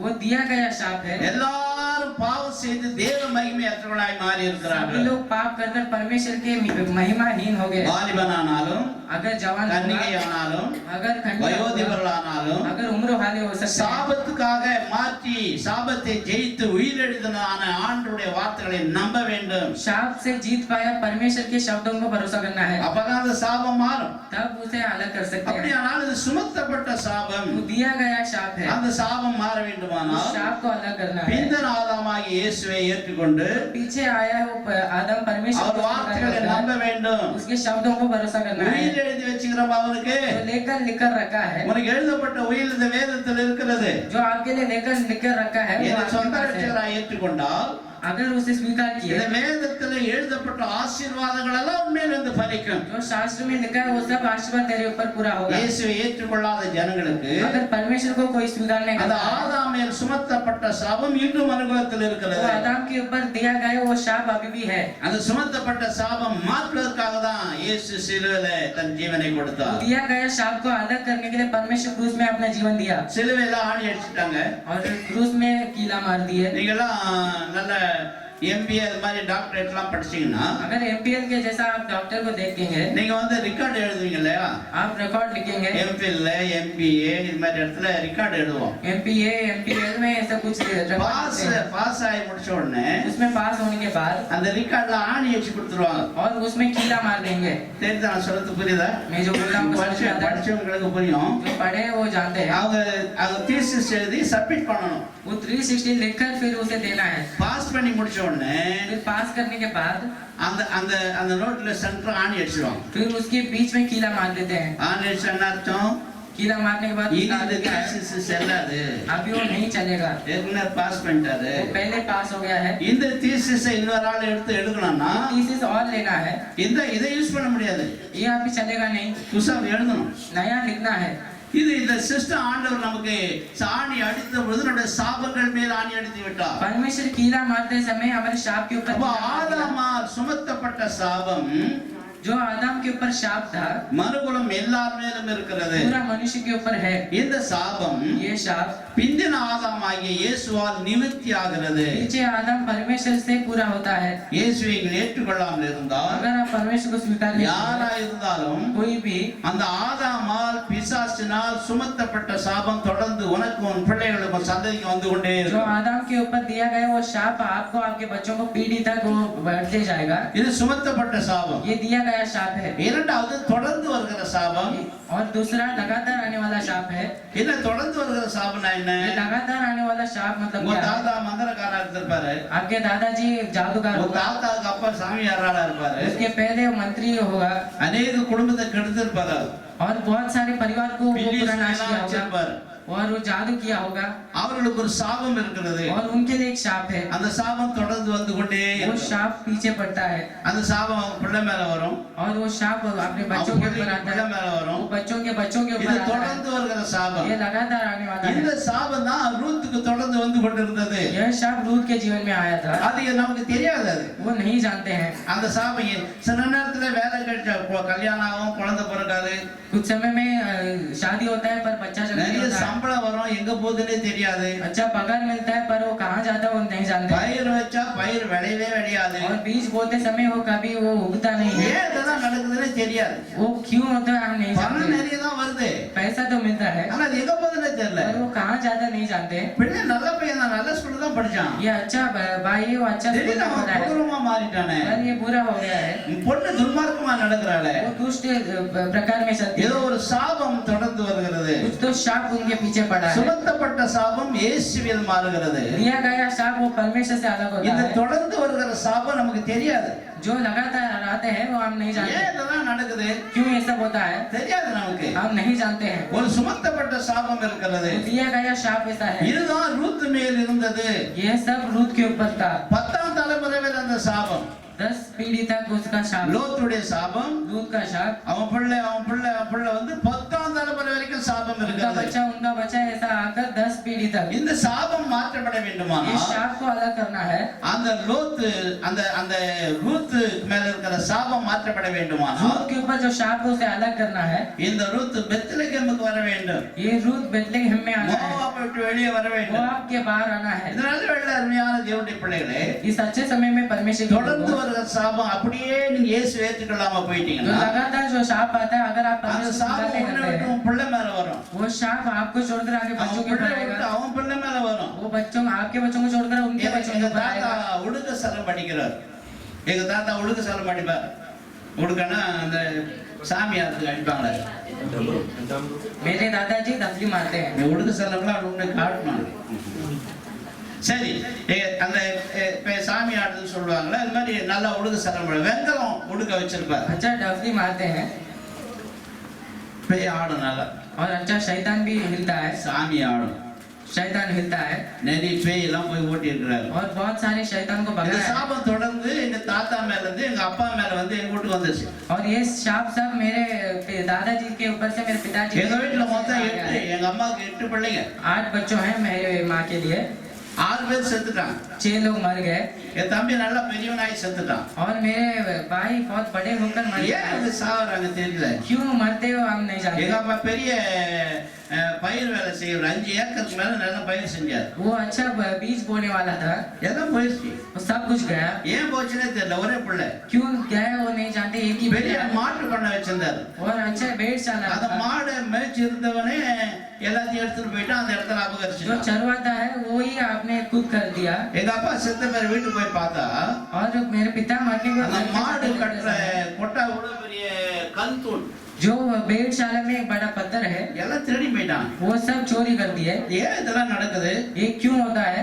எங்க தாத்தால இருந்து தொடர்ந்து வருகிற जो சாபம். मेरा दादाजी के पीछे से आने वाला இந்த शाप है. சாபம் மாற்றப்பட வேண்டுமானால் इस शाप को अगर நான் बदलना இயேசுவை है, ஏற்றுக்கொள்ள मैं வேண்டும். परमेश्वर को स्वीकार करना है. இயேசுடைய ஆலயத்துக்கு வர வேண்டும். परमेश्वर के भवन में என் आना பழைய है. பாவங்களை இயேசு மன்னித்தார் என்று அவர் மேல் நம்ப வேண்டும். पुराना पापों को परमेश्वर ने क्षमा किया ऐसा भरोसा करना है. எனக்கு தெரிந்தோ தெரியாமலே முற்பிதாக்களினால் வந்த சாபங்களை மாற்றுவதற்காக நான் தேவனுடைய ஆலயத்துக்கு வர வேண்டும். अगर जाने अनजाने में जो पाप मेरे ऊपर है वो सब अलग करने के लिए இல்லைன்னா அந்த इस शाप से आना है. சாபம் தொடர்ந்து வந்து கொண்டே இருக்கும். वो शाप नहीं तो पीछे पड़ते ही रहेगा. எங்க வீட்டுல எல்லாம் செத்துட்டாங்க. मेरे घर में सब मर நான் गए. எங்க தங்கச்சி தான் இருக்கிறோம். मैं और मेरे बहन है. எங்க அம்மா வீட்டுல எல்லாரும் செத்து போயிட்டாங்க. मेरे माँ के घर में भी सब அங்க मर ஒரே गए. பையன் தான் இருக்கிறான். एक ही बेटा है. 5 ஏக்கர் நிலம் பயிர் செஞ்சோம். 5 हेक्टेयर में எங்க போச்சுன்னே தெரியல. वो कहाँ गए वो नहीं जानते. அந்த நிலத்தை அவன் वो அபகரிச்சுக்கினான். अपने अपने खुद का कर दिया. நாளை சின்ன பையனா இருக்கும்போது மொத்தம் காலி ஆயிடுச்சு. अच्छा, मैं छोटा बच्चा था तभी सब कुछ काम ஏன் किया है. இவைகளெல்லாம் சம்பவிக்கிறது? क्यों ये सब कार्य घटना होता என் है. முற்பிதாவின் சாபம் ये मेरे पूर्वजों का அது पाप है. தொடர்ந்து வந்து वो கொண்டிருக்கிறது. मेरे पीछे पड़ा है. நான் இயேசுவை ஏற்றுக்கொள்ளாமல் இருந்தால், अगर मैं परमेश्वर को स्वीकार नहीं करता இயேசுவை हूँ, சொந்த ரட்சகராக நான் ஏற்றுக்கொள்ளாமல் இருந்தால், अगर परमेश्वर को मेरा उद्धार करने वाला அந்த परमेश्वर சாபம் को எனக்கு, स्वीकार என் किया, பிள்ளைக்கு, என் பேர பிள்ளைக்கு வரும். वो मेरा वो पाप मेरे बच्चा के ये सारी आप पूरे बुद्धि ऊपर बोल आता रहे है. हैं. ये आप जानना है. உங்களுடைய உறவினர்களுக்கெல்லாம் அதை சொல்லணும். आपके रिश्तों को भी बोलना चाहिए. சொல்ல வேண்டிய விதமா சொல்லணும். जैसे बोलना वैसा बोलना है. நல்லா படிக்கிறோம், ஃபெயில் ஆகிறான். अच्छा पढ़ता है पर फेल होता है. ஏன் இவைகள்லாம் சம்பவிக்கிறது? क्यों ऐसा होता है? உங்களுக்கு தெரியாத ஏதோ ஒரு சாபம் வந்து கொண்டிருக்கிறது. जो आप नहीं जानते वैसे एक இந்த शाप है। ஆண்டவர் சாபங்களை மாற்றுகிறவர். हमारा परमेश्वर शापों को बदलने वाला है। சாபங்களை மாற்றவே இயேசு வந்திருக்கிறார். शाप बदलने वाला परमेश्वर आया है। இதுபோல 7 விதமான சாபங்கள் இருக்கிறது. 7 प्रकार का शाप है। இரண்டாவது சாபம் தொடர்ந்து வருகிற சாபம். दूसरा शाप जो पीछे बढ़ता है। இந்த சாபம் சோதோம் குமாரா விட்டு வெளியே வந்ததா வந்தபொழுது सदोम से बाहर आते समय ஆமா மோவாபியர் அம்மோனியர் புத்திரன் மேல அந்த சாபம் இருக்கிறது. मोआब और अम्मोन के लोगों के ऊपर वो शाप है। அந்த சாப ஊர்ல பிறந்தவன் தான் ரூத். ये शापित शहर में जो जन्म लेती है ये रूत है। அந்த ரூத் மேல அந்த சாபம் இருக்கிறது. ये रूत के ऊपर भी वो शाप है। எருசலேமுக்குள்ள அவள் வரக்கூடாது. यरूशलेम के अंदर वो नहीं आ सकती। பெத்லெஹேமுக்குள்ள வரக்கூடாது. बेथलेहम के अंदर नहीं आ सकती। அப்படிப்பட்டதான ஒரு சாபம். ऐसा एक शाप है। 10ஆம் தலைமுறை முடிகிறதான நேரம். 10वां पीढ़ी खत्म होने का समय में அவருக்கு தெரியுமோ தெரியாதோ தெரியல. अगर वो जानती नहीं जानती है இப்பொழுது அவள் பெத்லெஹேமுக்கு வர சந்தர்ப்பம் கிடைக்கிறது. बेथलेहम में आने में उसके एक ரூத் 2ஆம் அதிகாரத்தை நான் வாசித்தோம். रूत के दूसरा अध्याय में हम पढ़े उनसे 12 उन செய்கைக்கு தக்க பலனை கர்த்தர் கட்டளையிடுவாராக. तेरी क्रिया का फल परमेश्वर देगा। இஸ்ரவேலின் தேவனாகிய கர்த்தருடைய சட்டைகளின் கீழ் அடைக்கலமாய் வழிந்தவனுக்கு அவராலே நிறைவான பலன் கிடைப்பதாக. इस्राएल का परमेश्वर के पंख के नीचे आया तुझे उसके फल मिलेगा। நல்லா கவனிங்க. अभी ध्यान दीजिए। ரூத் குடும்பத்துக்கு சாபம் இருக்கிறது. रूत के परिवार के ऊपर शाप है। ரூத் வந்துட்டு மோவாபிய ஸ்திரீ. रूत एक मोआब की स्त्री है। அம்மோன் புத்திரன் ஒருத்தி இருக்காங்க. अम्मोनियों ऐसे एक அவங்களும் சாபம் தான். वो भी शाप है। என்னன்னா இப்படிப்பட்ட சந்தர்ப்பம் இருக்கிறதான பொழுது ऐसे एक स्थिति रहने के समय में ரூத் 1ஆம் அதிகாரத்திலே रूत के पहले अध्याय में பெத்லெஹேம் என்ற ஊர்ல ஒரு சின்ன குடும்பம் இருந்தது. बेथलेहम में एक छोटा परिवार था। அந்த பெத்லெஹேம்ல அந்த ஊர்ல ऐसे एक छोटा शहर में ஏதோ அப்ப குறைவு ஏதோ ஆகார பஞ்சம் வந்து போச்சாம். उधर भोजन का कमी हो गया है। நியாயாதிபதிகள் நியாய விசாரித்த நாட்களிலே தேசத்திலே பஞ்சம் உண்டாயிற்று. और उस देश में कंगाल हो गया है। யூதா தேசத்துள்ள பெத்லெஹேம் ஊரான ஒரு மனுஷன் தன் மனைவியோடும் 2 பிள்ளைகளோடும் அந்த அப்பத்தின் விழாகிய பெத்லெஹேமை விட்டு மோவாபுக்கு புறப்படுகிறான். बेथलेहम से एक पुरुष और अपनी स्त्री और दोनों बच्चों के साथ वो बाहर जाता है। நல்லா கவனிங்க. अभी ध्यान दीजिए। பெத்லெஹேம் என்றால் அப்பத்தின் வீடு. बेथलेहम मतलब रोटी का घर है। மோவாப் என்றால் ஒடுங்கினம். मोआब मतलब சாபத்துக்குள்ளான பட்டணம். उस शाप के अंदर हुआ एक शहर है। இந்த நகோமி अभी इस नवमी தன் புருஷனாகிய எலிமெலேக்கை கூட்டிக் கொண்டு தன் புருஷனாகிய பேர்னா தன்னுடைய புருஷனாகிய எலிமெலேக்கோடு கூட एलीमेलेक के साथ மக்களோன் கிளியோன் 2 பிள்ளைகளை அழைத்துக் கொண்டு अपने 2 बच्चों को वो बुलाकर மோவாப் போறான். वो मोआब के पास जाती है। எங்க போறான்? कहाँ जाती है? சொல்லுங்க. மோவாப். मोआब के पास जाती है। எங்க விட்டு போறாங்க? कहाँ जा रहे हैं? எங்க விட்டு போறாங்க? क्या छोड़कर जा रहे हैं? பேசுவீங்களா பேச மாட்டீங்களா? क्या बोलेंगे कि नहीं? உள்ள காது கேக்குமா? क्या आपको कान में सुनाई காது கேட்காதவங்கள ஒரு ஐடியா சொல்லுங்க. காது கேட்கறவங்கள ஒரு ஐடியா சொல்லுவோம். நல்லா கவனிங்க. अभी ध्यान दीजिए। அப்பத்தினுடைய பெத்லெஹேம் என்பது தேவனுடைய சபைக்கு அடையாளம். रोटी का घर बेथलेहम परमेश्वर के भवन के उसका चिन्ह है। பெத்லெஹேம் என்பது தேவனுடைய வீடு. बेथलेहम परमेश्वर का घर है। மோவாப் என்பது ஒழுங்கினம். मोआब मतलब अयोग्य है। பிறப்பே ஒழுங்கினம். जन्म भी अयोग्य है। சாபம் அங்கே இருக்கிறது. शाप भी उधर है। வாழ்க்கை ஒழுங்கினம். और जीवन भी अयोग्य है। ஜீவியம் ஒழுங்கினம். और उनका जीवन भी अयोग्य है। அப்படிப்பட்டதான ஒழுங்கினமான இடத்துக்கு புறப்பட்டு வரா. ऐसे एक अयोग्य जगह में ये आती है। ஒரு அப்பத்தினுடைய பெத்லெஹேமை விட்டுவிட்டு ये रोटी का घर बेथलेहम को छोड़कर ஒழுங்கினமான இடத்துக்கு யாரா போவாங்களா? क्या कोई अयोग्य जगह में जाएंगे? இப்ப தஞ்சாவூர்ல நல்ல நெல் விளையிற இடம். अभी तंजावुर में अच्छा पीक उठता है। அரிசிக்கு பஞ்சம் வந்து தஞ்சாவூர் விட்டு ராமநாதபுரம் போவாங்களா? क्या उसे छोड़कर रामनाथम जाएंगे? வறட்சியான இடம். वो पूरा सूखा जगह है। இப்படிதான் அங்க நடந்து போச்சு. ऐसे ही हो गया था। இங்கே இந்த 4 பேர் போறாங்க. முதலாவது எலிமெலேக்கு. पहला एलीमेलेक जाता எலிமெலேக்கு है। என்றால் தேவன் என் ராஜா என்ற அர்த்தம். எலிமெலேக்குனா என்ன? தேவன் என் ராஜா. சொல்லுங்க. परमेश्वर मेरा राजा ऐसा उसका अर्थ है। எலிமெலேக்கு வந்துட்டு இந்த நகோமியுடைய புருஷன். தேவன் என் ராஜா என்ற அர்த்தம். एलीमेलेक ये नवमी का पुरुष है। நகோமி என்றால் இன்பம் என்ற அர்த்தம். नवमी मतलब मधुरपना ऐसा है। நகோமினா என்ன? இன்பம். மக்களோன் என்றால் நோயாளின்னு அர்த்தம். मकलोन मतलब वो बीमारी है। கிலியோன் என்றால் அழிவுன்னு அர்த்தம். किलियोन मतलब नाश है। நல்லா கவனிங்க. अभी अब ध्यान மொத்த दीजिए। 4 பேரு पहले 4 नाम। தேவன் என் ராஜா என்ற அர்த்தம் கொள்ளத்தக்கதான புருஷன். परमेश्वर मेरा राजा ऐसा अर्थ लिखा है। இன்பம் என்ற அர்த்தம் கொள்ளத்தக்கதான மனைவி. और मधुरपना ऐसा लिखा है वो पत्नी है। நோயாளி அழிவு என்று அர்த்தம் கொள்ளத்தக்கதான ரெண்டு பிள்ளைங்க बीमारी और नाश ऐसा दो बच्चों हैं। இவங்க எங்க போறாங்க? ये सब कहाँ जा रहे हैं? மோவாபு போறாங்க। मोआब में जा रहे हैं। अनेक நம்முடைய வாழ்க்கையில தான் நடக்குது। अभी सभी लोग के जीवन में ऐसा होता है। அப்பத்தின் வீடு என்பது தேவனுடைய ஆலயம், வசனம் தாராளமாய் கொடுக்கப்படுகிற இடம்। रोटी का घर मतलब परमेश्वर का भवन, वो अध्ययन पे दिया जाता இயேசு है। சொன்னார் ஜீவ அப்பனானே। और परमेश्वर ने कहा मैं जीवन का இந்த வேத வசனம் அப்பத்துக்கு அடையாளமாய் இருக்கிறது। अभी ये वचन रोटी के समान है। ஜீவ அப்பமாகிய இயேசுவை பிரசங்கிக்கிற அல்லது போதிக்கிற இடத்துக்கு தான் அப்பத்தின் வீடுன்னு பேரு। जीवन के रोटी देने वाला जगह वो रोटी का घर ऐसा है। ஒரு ஆவிக்குரிய சபைக்கு அப்பத்தின் வீடு என்று பெயர்। एक आत्मिक कलीसिया को रोटी का அந்த घर வசனம் நல்லா போதிக்கப்படுகிறது। ऐसा शब्द उधर बोला जाता है। சத்தியத்தை வழிகொண்டு நடக்கிறார்கள்। सच्चाई को वो पूरा पालन करते ஆவியிலே हैं। நிரம்பி ஜெயிக்கிறார்கள்। वो आत्मा में बढ़कर प्रार्थना करते இங்க हैं। பஞ்சம் வராதா? यहाँ क्या कंगाल नहीं இந்த आएगा? ஆலயத்துல பிரச்சனை வராதா? क्या कोई समस्या नहीं आएगा? இங்க போராட்டம் வராதா? क्या झगड़ा नहीं आएगा? சத்துரு எல்லா இடத்துலயும் வேலை செய்வான்। और शत्रु सभी जगह में काम करता இங்க है। ஒரு பிரச்சனை என்று சொல்லி इधर एक समस्या सब வேறொரு இடத்துக்கு और एक जगह हम जाते हैं, வேறொரு கோயிலுக்கு போறோம், और एक வேறொரு ஆலயத்துக்கு போறோம்। और एक भवन में जाते हैं। அப்பத்தின் வீட்டிலே ஆகார குறைவானால் रोटी के घर में अगर रोटी का कमी होगा மோவாபு கதை என்ன? तो मोआब के उसका कारण है। ஆவியிலே ஜெபிச்சு பிரசங்கம் பண்ணி வசனத்தை தாராளமாய் கொடுக்கிற இடத்திலே அவனுக்கு பிரச்சனையை சகிக்க முடியலையே। प्रार्थना कर कर उसे परमेश्वर देता है, तभी उसे आप सह नहीं सकते हैं। அங்க போனா எலெக்ஷன் उधर जाते समय ஓட்டு इलेक्शन है। போறதுக்கு அந்த மூப்பருக்கு குடி வேற வாங்கி கொடுக்குறான்। वोट देने के लिए उधर एक जगह दिया जाता है। அவர் அந்த பெரிய போராட்ட சண்டை ஓட்டு பெரிய சபையும் கட்சி ஒன்னாதான் இருக்கு। और कलिसिया और एक ग्रुप सेम ही है। இப்ப அப்பத்தி வீட்டிலே பிரச்சனைன்னா அந்த இடத்துல எப்படி இருக்கும்? अगर रोटी के घर में समस्या है तो वो जगह कैसा होगा? இதுதான் அங்க பெத்லகேம்ல நடந்தது। यही बदलेम में होगा। மோவாபுக்கு புறப்பட்டு போகிறார்கள்। ये मोआब में गए। மோவாப் என்றால் ஒழுங்கினமான சபை, मोआब मतलब अयोग्य भवन, ஒழுங்கினமான மனிதன் நடத்துகிறதான சபை, अयोग्य चलाने वाला एक भवन है, ஒழுங்கினமான இடங்கள், अयोग्य जगह है। சபைக்கும் தேவனுக்கு பிரயோஜனமில்லாத ஜனங்கள்। जो परमेश्वर और भवन के बीच में வேதம் வாசிக்கிறதோ போதிக்கிறதோ அங்க கிடையாது। और वचन उधर बोलने का कोई लोग சத்தியத்தை नहीं கை है। கொள்கிறதோ நிலைநிற்கிறதோ கிடையாது। सच्चाई को पालन करना कुछ नहीं है। உலகத்துக்கு ஒத்த வேஷம் செய்கிறவர்கள் जो दुनिया के साथ रहने वाले हैं, இப்பிரபஞ்சத்தை ஜனங்களே போல இருப்பாங்க। दुनिया के लोग जैसे रहेंगे। அங்க சினிமாக்காரன் மொட்டை அடிச்சுனா இவனும் மொட்டை அடிச்சுக்கிறான்। सिनेमा के लोग अगर गंजा हो गया तो वो भी गंजा हो இப்பிரபஞ்சத்துக்கு जाता ஒத்த है। வேஷம் தெரியாதே। ये दुनिया के जैसा रूप नहीं होना है। ரோமர் 12ஆம் அதிகாரம் 1ஆம் வசனத்துல இப்பிரபஞ்சத்துக்கு ஒத்த வேஷம் தெரியாமல் தேவனுடைய நன்மையும் பரிபூர்ண சித்தம் என்னதென்று பகுத்தறியத்தக்கதாக மனம் புதிதாகிறனாலே மறுரூபமாகுங்கள்। இந்த தேவனுடைய ஆலயத்திலே மனம் புதிதாகிற இடம்। इस परमेश्वर के भवन में वो मन नया होने वाला है। மனுஷனுடைய மனம் புதுசாகணும்। मनुष्य के मन बदलना है, பழைய மனம் மாற வேண்டும்। पुराना मन बदलना है। நல்லா கவனிங்க। आप ध्यान दीजिए।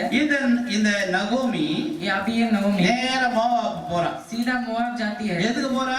क्यों जा रही है? இங்க ஏதோ ஆகார குறைவான்। इधर एक रोटी का कमी है। அப்பத்தின் வீட்டுல ஆகார குறைவான்। रोटी के घर में रोटी का कमी है। அப்பத்தின் வீட்டிலே ஆகார குறைவானா अगर रोटी के घर में रोटी का कमी होता மோவாபு है கதை என்ன? तो मोआब की कहानी क्या ஜெபிக்கிற है? இடத்துல உன்னால உட்கார முடியலனா प्रार्थना की जगह में हम नहीं, சண்டை போடுற இடத்துல எப்படி இருப்ப? तो झगड़ा करने वाले जगह में हम कैसे இவங்க रहेंगे? எப்படியோ புறப்பட்டு போயிட்டாங்க। वो तैयार होकर நல்லா गए। கவனிங்க। अभी ध्यान दीजिए। பெத்லகேம் என்றால் என்ன? बेथलेहम मतलब क्या है? சத்தமா அப்பத்தின் வீடு। रोटी का घर है। மோவாப் என்றால் என்ன?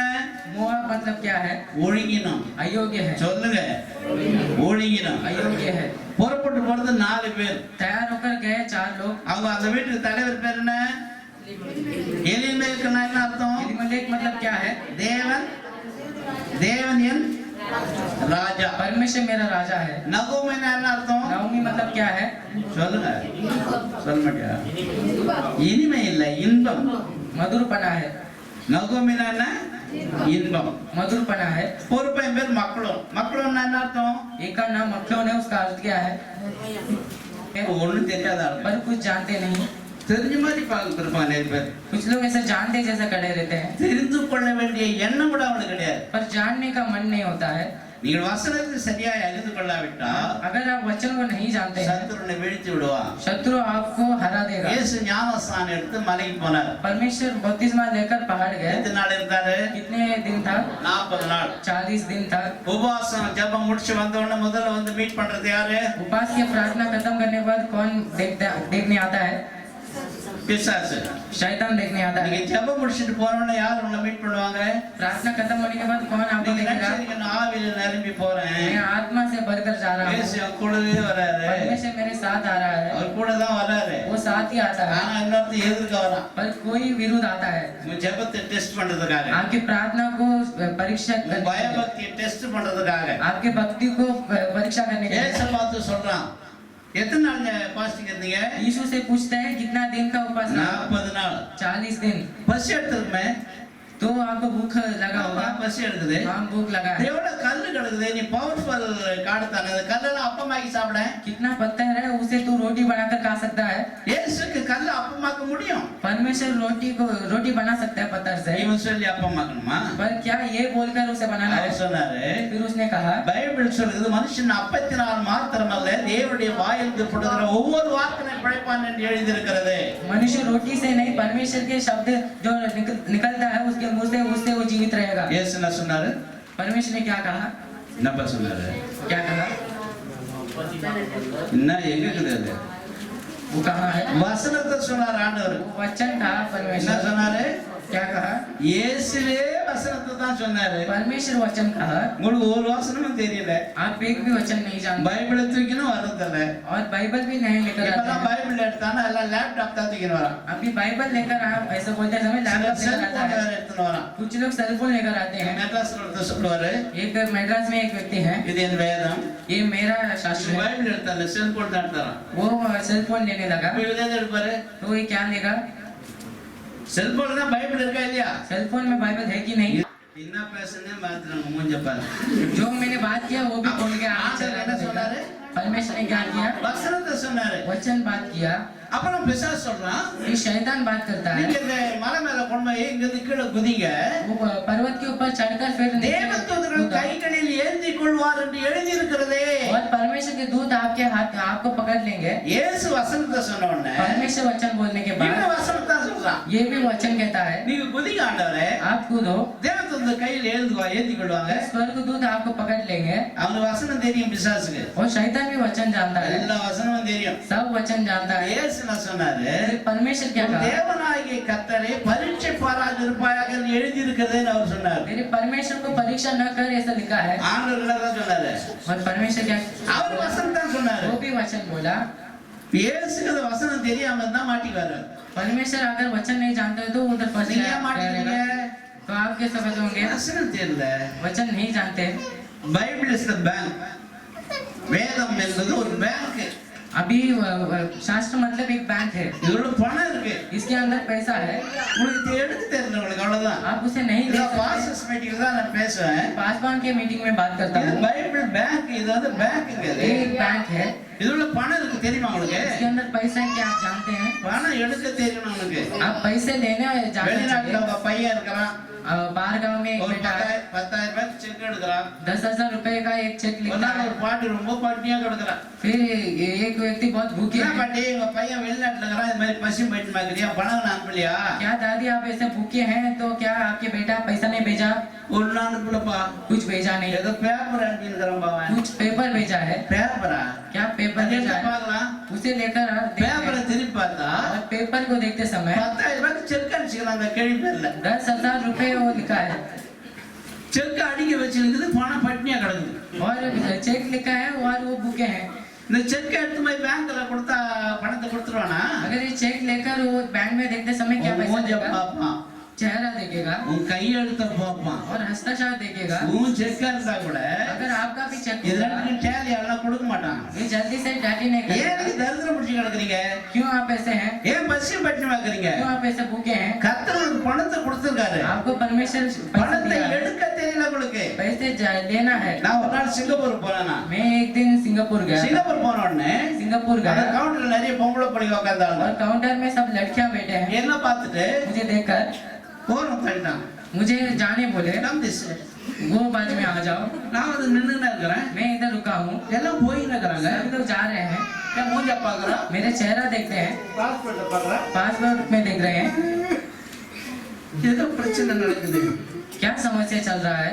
கண்ணாடி காட்டினேன் நான். फिर मैंने चश्मा निकाला, கண்ணாடி காட்டினோடனே फिर चश्मा लगाने के बाद கோ கோ கோட்டா जाने के लिए गए பிரச்சனை என்ன तो समस्या क्या है பாஸ்போர்ட்ல கண்ணாடி இல்லாம இருக்குது पासपोर्ट में चश्मा नहीं है கண்ணாடி போட்டா வேற ஆளு மாதிரி இருக்கிறேன் चश्मा डालते समय कुछ अलग व्यक्ति से लगता है। இதுதான் நடக்குது உங்களுக்கு வாழ்க்கையில यही आपके जीवन में होता है கையெழுத்தும் சரியில்லை आपके हस्ताक्षर भी அங்க सही இருக்கிற नहीं है மூஞ்சும் சரியில்லை और उसका चेहरा भी सही அதனால नहीं பணம் है கிடைக்கல इसलिए पैसा नहीं मिला ஆண்டவர் சொன்னாரு तो परमेश्वर ने மன कहा மகிழ்ச்சி முக மலர்ச்சியை தரும்னு சொன்னாரு जो मन के खुशी है वो चेहरे உன் की மனசுல खुशी है। மகிழ்ச்சியே இல்லையே जो आपके मन में खुशी नहीं है அவர் நாமத்துல விசுவாசத்தோட அவர் ஏற்றுக்கொண்ட ஒரு பிள்ளைங்கன்னு சொன்னாரு जो उसके नाम के ऊपर विश्वास रखकर उसे स्वीकार करते हैं वो उसका बच्चा है பணம் தான் இருக்கு எடுக்க தெரியல உனக்கு पैसा आपके पास இப்ப है என்ன நான் சொல்ல வருகிறேன் तो मैं क्या बोलने आ रहा हूँ வசனம் தெரியல நீங்க மாட்டீங்கன்னு சொல்றேன் अगर वचन आप नहीं जानते तो आप फंस जाएंगे அப்புறம் இந்த பைபிள் எடுத்து சொன்னால பைபிள கையில எடுங்க இலக்க பைபிள் எடுங்க கையில और सभी लोग शास्त्र को आपके हाथ में लीजिए எடுத்துல கையில எடுத்தீங்களா सभी लोग ले लिए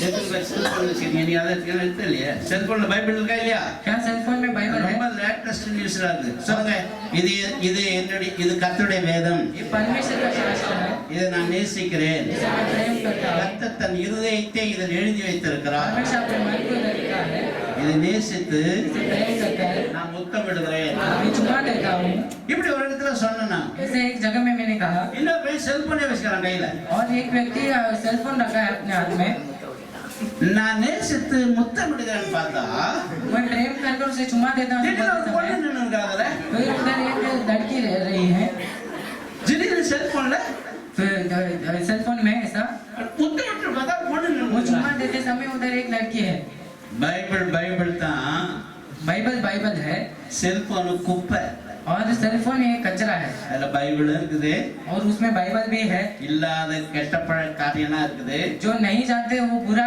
कार्य भी है செல்போனை வச்சுக்க आप सेलफोन रखिए நல்லதுதான் वो अच्छा है வேதம் தான் உன் மன पर மகிழ்ச்சி शास्त्र आपके मन की खुशी है ஒரு அல்ல சொல்வோம் வேதத்தை வாசித்து யோசித்து தியானிக்கிற மனுஷன் பாக்கியவான் शास्त्र को जो ध्यान करता है वो मनुष्य धन्य है வேத என் மன மகிழ்ச்சியா இல்லாதிருந்தா अगर शास्त्र मेरे मन का खुशी न होगा துக்கத்துல மூழ்கி போயிருப்பேன் मैं दुख हो जाता हूँ ஏன் துக்கத்துல மூழ்கி போற क्यों मैं दुख में डूब जाता हूँ வேற எதிலே மன மகிழ்ச்சி இருக்கிறது और किसी में कुछ मन की खुशी है வேதத்துல மன மகிழ்ச்சி இல்லை शास्त्र में कभी मन की खुशी வாலிபன் नहीं ஏன் இடறான் क्यों जवान வேதத்துல மன மகிழ்ச்சி இல்லை और उसको शास्त्र में प्रेम नहीं அநேக है பெண்கள் தற்கொலை பண்ணிக்கிறாங்களே बहुत लोग अपने आप हत्या आत्महत्या मार देते हैं எல்லாம் செத்து போறானே बहुत लोग मर जाते हैं ஏன் क्यों அவன் மகிழ்ச்சி வேற எங்கே இருக்குது उसका खुशी और किधर है வேதம் மன மகிழ்ச்சியா இருந்தால் अगर शास्त्र आपके मन का खुशी होगा துக்கத்துல நீ மறிக்கிறதே இல்லை आप दुख में नहीं मरेंगे ஒரு நாள் ஒரு பொண்ணு எனக்கு ஃபோன் பண்ணா एक दिन एक लड़की मुझे फोन की ஐயா मैं- என்ன என்னம்மா क्या हुआ நான் செத்துற போறேன் मैं मृत्यु पाने वाली हूँ எப்ப சாக போறேன் कभी मरने वाले हैं நான் இன்னைக்கே சாக போறேன் आज ही मरने वाली அவ हूँ வாலிப பொண்ணு காலேஜ் படிக்கிறா वो जवान लड़की है वो इन्हीं कॉलेज के में ना पढ़ती सत्रह है। हैं। अभी मैं मरने वाली हूँ இப்ப சாவாத अभी मर मत நான் எப்ப சொல்றேன் அப்ப சாவு मैं जब भी बोलता हूँ तभी मरना है எப்ப நீ சொல்லுவ कभी आप बोलेंगे நான் சொல்றேன் இரு मैं बोलता हूँ நான் சொல்லதான் நீ சாவணும் मैं बोलते समय तुम मरना है எப்பயா சொல்லுவீங்க कभी आप बोलेंगे என் கையில பணம் வந்தோன்னு சொல்றேன் मेरे हाथ में पैसा आने के बाद நீ मैं பாட்டு बोलूंगा। செத்துற அடக்கம் பண்ண வேணாமா तू मरने के बाद क्या मैं उसे दफना नहीं दूंगा அப்புறம் என்ன நேரா பார்க்க வந்தா तो वो मुझे देखने के लिए आए நீ சாகவே மாட்ட तू नहीं मरेगी ஏன்னு கேட்டா क्यों ऐसा पूछे என்ன சாவடிக்கிறதானே நீ இருக்கிற मुझे मारने के लिए तू है நீ எங்க சாக போற तू कहाँ मरने वाला है ஊழியக்காரனை சாவடிக்கிறது தான் உங்க வேலையா இருக்குது நான் என்ன सेवक को பண்ணுவேன் मारने का आपका काम है எல்லாம் ஒரு வேலையை சொல்லுங்க இந்த மாதிரி கதை சொன்னா நல்லா கவனிப்பீங்க ऐसा कुछ कहानी बोलते பைபிள समय आप சொன்னா ध्यान இங்கே देंगे। சாப்பிட்டு எளிமா மூணு தூக்கி வச்சுக்கிறீங்க बाइबल बोलते समय आप ऐसे घूर कर देखते हैं வேலையை சொல்லுங்க சத்தமா சொல்லுங்களேன் நேரம் மோவாப்புக்கு போயிட்டான் सीधा मोआब में जाती है சுமத்தப்பட்ட சாபம் जो दिया गया शाप है இது தொடர்ந்து வருகிற சாபம் ये लगातार आने वाला शाप है எரிகோவை கட்டினால் அவன் செத்து விடுவான் என்று வேதத்தில் यदि எழுதப்பட்டிருக்கிறது उनको बांधते समय वो मर जाएगा ऐसा शास्त्र में लिखा அதுக்கு है தலைக்கல் வைக்கிறவன் பிள்ளை செத்துருவான்னு जो இருக்குது उसके लिए पत्थर रखता है वो उसकी पहला बच्चा मर जाएगा இதெல்லாம் சாபம் ये सब शाप है ஒரு ஆசீர்வதிக்கப்பட்டவள் एक आशीष पाई व्यक्ति சாபமுள்ள மோவாபு போயிட்டா वो शापित भरा हुआ एक मोआब में அந்த जाती है மோவாப் சாபம் वो मोआब शाप है போன உடனே நடந்தது என்ன जाने के बाद क्या हुआ தேவன் என் ராஜா என்று அர்த்தம் கொள்ளத்தக்கதான எலிமெலேக்கு மரித்து போனான் परमेश्वर मेरा राजा ऐसा अर्थ लिखा है वो यलीमेलेक நீ मर गया அப்பத்தின் விழாகிய பெத்லகேம் விட்டு வெளியே போனால் रोटी के घर बेथलेहम से तुम தேவன் உன் உன் இருதயத்தை வெளியே போயிடுவார். परमेश्वर तेरे मन से बाहर निकल தேவனுடைய जाएगा। நடத்துதல் இருக்காது. परमेश्वर का चाल चलन மனுஷனா உன்னை நடத்த வேண்டி இருக்கும். सिर्फ मनुष्य आपको ஒரு चलाएगा। ஆறுதல் இருக்காது. आपके लिए कभी शांति नहीं நிம்மதியே मिलेगा, இருக்காது. कभी शांति नहीं मिलेगा। அந்த எலிமெலேக்கு செத்து போயிட்டார். एलीमेलेक मर गया, 10 வருஷம் கூட இருக்கிறான். 10 साल रहता 10 ஆண்டுகள் கூட இருக்கிறாங்க. 10 साल उधर रहते हैं। சரி பிள்ளைகளுக்கு கல்யாணம் பண்ணலான்னு बच्चों को शादी இந்த करने के लिए நகோமி பிரயாசப்படுகிறார். ऐसा नयोमी काम करती है மக்களுக்கு ஒரு பெண்ணை பார்க்கறா.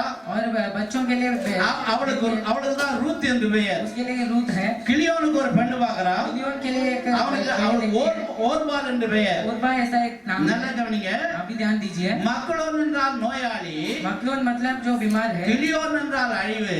और किलोन मतलब वो அவனுக்கு नाश हुआ காரண है। பொண்ணு பேரு ரூத். और उसके लिए ரூத் என்றால் சிநேகிதி என்ற அர்த்தம். रूथ का मतलब है वो प्रेम करने वाली। அந்த ஓர்பால் என்றால் பிடாரி அடங்காதவள் என்ற அர்த்தம். उर्बा मतलब जो बात को नहीं सुनती है। அதனால கல்யாணம் முடிஞ்சது. और शादी सब हो गया। முதலாவது அவங்க புருஷன் செத்து போயிட்டாரு. उसके पति मर गए। கல்யாணம் ஆன உடனே शादी होने के बाद மக்களோனும் செத்து போனான். मकलोन भी मर गया, கிலியோனும் செத்து போனான். किलोन भी मर गया। 3 விதவைகள் நடுரோட்ல நின்று கொண்டு இருக்கிறார்கள். 3 विधवाओं रास्ते में रुके हैं। பெத்லகேம் விட்டு மோவாபுக்கு போய் बेथलेहम को छोड़कर मोआब में जाकर 3 மரணம் ஏற்பட்டது. 3 मृत्यु हो गया है। 2 பெண்கள் விதவையா நிக்கறாங்க. 2 पत्नी लोग ஒரு विधवा हो வயதான गए பெண் அவளும் விதவையா இருக்கறா. और एक उम्र वाली 3 விதவைகள் மோவாபுடைய நடுரோட்ல நின்று கொண்டு இருக்கிறாங்க. मोआब के रास्ते में रुके हैं। சரியா நீங்க புரிஞ்சுக்கணும். आप ध्यान देना है। ஆவிக்குரிய சபை என்பதுதான் பெத்லகேம். परमेश्वर का कलीसिया मतलब அது बेथलेहम है। அப்பத்தின் வீடு. वो रोटी का घर ஒரு है। ஆவிக்குரிய சபை விட்டு நீ வெளியே போனால் अगर आदमी कलीसिया से आप बात करेंगे 1000 கதை பேசுறா நீ. तो 1000 भी कहानियां बोल எதெல்லாம் सकते हैं, சொல்லலாம். कुछ भी बोल सकते தேவன் हैं, உன்னை விட்டு விலகி விடுவார். पर परमेश्वर आपसे हट சத்தியம் जाएगा। இல்லாத இடத்துல கர்த்தர் இல்லை. सच्चाई की जगह में परमेश्वर சத்தியத்தை है। அறிவீர்கள், சத்தியம் உங்களை விடுதலையாக்கும். सच्चाई आप जानते हैं, सच्चाई आपको விடுதலையே छुटकारा வராது. आपको छुटकारा नहीं मिलेगा। 3 விதவைகள் 3 विधवा மோவாபின் நடுரோட்டில் நின்று அழுது मोआब கொண்டிருக்கிறார். के रास्ते में रुक के रो रहे हैं। அருமையான தேவனுடைய பிள்ளைகளே, मेरे प्रिय लोग, தொடர்ந்து வருகிற சாபம் नीचे लगातार आता है वो இந்த शाप। மக்களோனையும் சாவடிச்சிச்சு, ये मकलोन को मार दिया, கிலியோனையும் சாவடிச்சிச்சு. गिदियोन को भी मार दिया है। இவர் சாபப்பட்டதான ரூத் நடுரோட்டில் நின்று கொண்டிருக்கிறார். शापित रूत हुए रास्ते में வேறு சிநேகிதிதான். और उसका नाम प्रेम ஆனால் அவர் தாத்தா பாட்டம் காலத்திலிருந்து 10 தலைமுறையாக ஒரு சாபம் வருகிறது. पर उनके पूर्वजों से जो शाप आता है, ஒரு குழந்தையும் பிறகல, एक बच्चा भी जन्म नहीं हुआ, புருஷன் செத்துட்டான், पति मर गया, புருஷனுடைய தம்பி செத்துட்டான், पति के भाई मर गया, புருஷனுடைய அப்பனும் செத்து போனான். पति के पिता भी मर गया है। சாபம் கொடூரமான ஒன்று. और शाप बहुत இது தொடர்ந்து வருகிற சாபம். ये लगातार आने वाला शाप है। மூன்றாவது தெரிந்து கொண்ட சாபம். और तीसरा जो जानने वाला நாலாவது शाप है, வந்து சேர்ந்த சாபம். जो चौथा है वो आने वाला அஞ்சாவது है। கர்த்தருடைய வேலையை அசதியா செய்கிறவர்கள் அவர்களால சாபம். जो परमेश्वर का काम आलसी के रूप में करते हैं वो भी शाप ஆறாவது है। கர்த்தருடைய வசனத்தை அசதியாய் கேட்கிறதுனால जो சாபம். परमेश्वर के वचन को आलसी के रूप में सुनते हैं वो भी शाप है।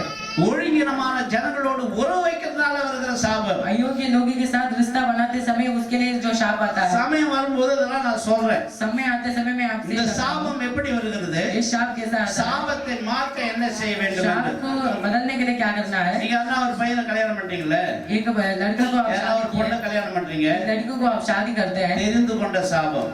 आप जानकर அது चूकते हो वो சாபமான शाप, குடும்பமா இருந்தா, वो शापित परिवार होते हैं। சாபத்தை மேற்கொள்ளக்கூடிய பலனும் கிருபை உனக்கு எல்லாம் இருந்தா, शाप से जीत पाने के लिए वो அந்த बल नहीं வீட்டுக்கு होगा। வந்து சேர்ந்து வீட்டுல சாபம் வந்துடும். वो घर पे आते समय वो आपके घर में शाप आता காரியத்துக்கு है। நான் சொல்லி இருக்கிறேன். 2 कार्य में आपसे முதலாவது சுமத்தப்பட்ட சாபம். पहले आपके ऊपर दिया गया शाप, ஆதாமில் சுமத்தப்பட்ட சாபத்தை जो आदम के ऊपर दिया गया शाप பிந்தின को, ஆதாமாகிய இயேசு கிறிஸ்துவை नीचे जो आदम आया परमेश्वर को சொந்த ரட்சகராய் ஏற்றுக்கொண்டு आपके उद्धार करने वाले मुड़ी परमेश्वर को स्नान स्वीकार எடுத்து, करके डूबकर बपतिस्मा அவருடைய लेकर பிள்ளையாய் நீ மாறும் பொழுது ये बच्चा बदलते அந்த समय சாபம் அன்றோடு நின்று விடுகிறது. वो शाप उधर से रुक जाता है। தொடர்ந்து வருகிற சாபம். जो लगातार आता है 10ஆம் தலைமுறை வருகிற சாபம். 10 पीढ़ी तक உங்க आता है। தாத்தா காலத்து அப்பா காலத்துல சாபம் தான் உங்களுக்கு. दादाजी पिताजी के उस समय से आने वाला உங்க शाप है। குடும்பத்துல அந்த சாபம் இருக்கும் நிலுவையில. आपके परिवार में जो शाप இந்த आता है, சாபம் தான் ரூத் ஃபேமிலில இருந்தது. ये शाप रूत के परिवार में था। இந்த சாபப்பட்ட வீட்டுல பெண்ணு கட்டி அவருடைய புருஷனும் செத்து போனா பிள்ளைகளும் செத்து इस போயிட்டான். शापित